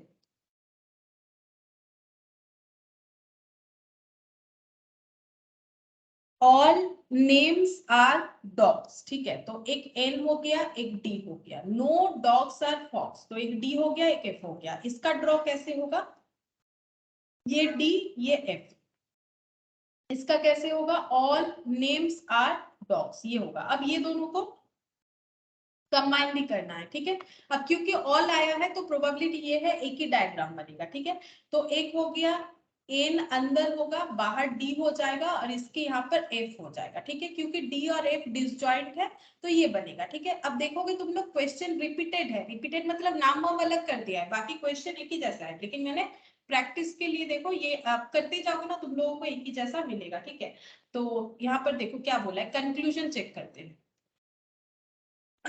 कंक्लूजन 1 और कंक्लूजन 2। ठीक है, पहला कंक्लूजन क्या बोला है, ऑल नेम्स आर फॉक्सेस, मतलब एन और उसके बाहर एफ होगा, एन और उसके बाहर एफ होगा। क्या ये पॉसिबल है, एन और उसके बाहर एफ कभी भी पॉसिबल नहीं है। तो ये नहीं फॉलो करेगा, ये क्रॉस लगेगा। ठीक है, तो क्रॉस लगने का मतलब नॉट फॉलो, डायग्राम तो एक ही है हम लोग के पास, नॉट फॉलो। नेक्स्ट देखो यहाँ पर क्या बोला है, नो डॉग्स आर नेम्स। ठीक है, नो डॉग्स आर नेम्स मतलब डी और एन में ऐसे होना चाहिए, डी और एन। कंक्लूजन ये बोल रहा है, क्या ये पॉसिबल है डी और एन अलग अलग हो? नहीं, ये भी तो पॉसिबल नहीं है। डी और एफ अलग अलग हो सकता है, एन और एफ अलग अलग हो सकता है स्टेटमेंट के ड्रॉ के हिसाब से, लेकिन डी और एन अलग अलग हो ये तो पॉसिबल नहीं है। तो ये भी हो गया नॉट फॉलो। अगर दोनों का दोनों ही नॉट फॉलोड है तो उसे हम लोग क्या बोलेंगे, अगर दोनों का दोनों ही हम लोग का नॉट फॉलोड है तो ये हो जाएगा neither one nor two follows, यानी ऑप्शन डी हो जाएगा। ठीक है, ऑप्शन डी हो जाएगा। तो इस तरह से आंसर आएगा कि ऑप्शन डी हो जाएगा।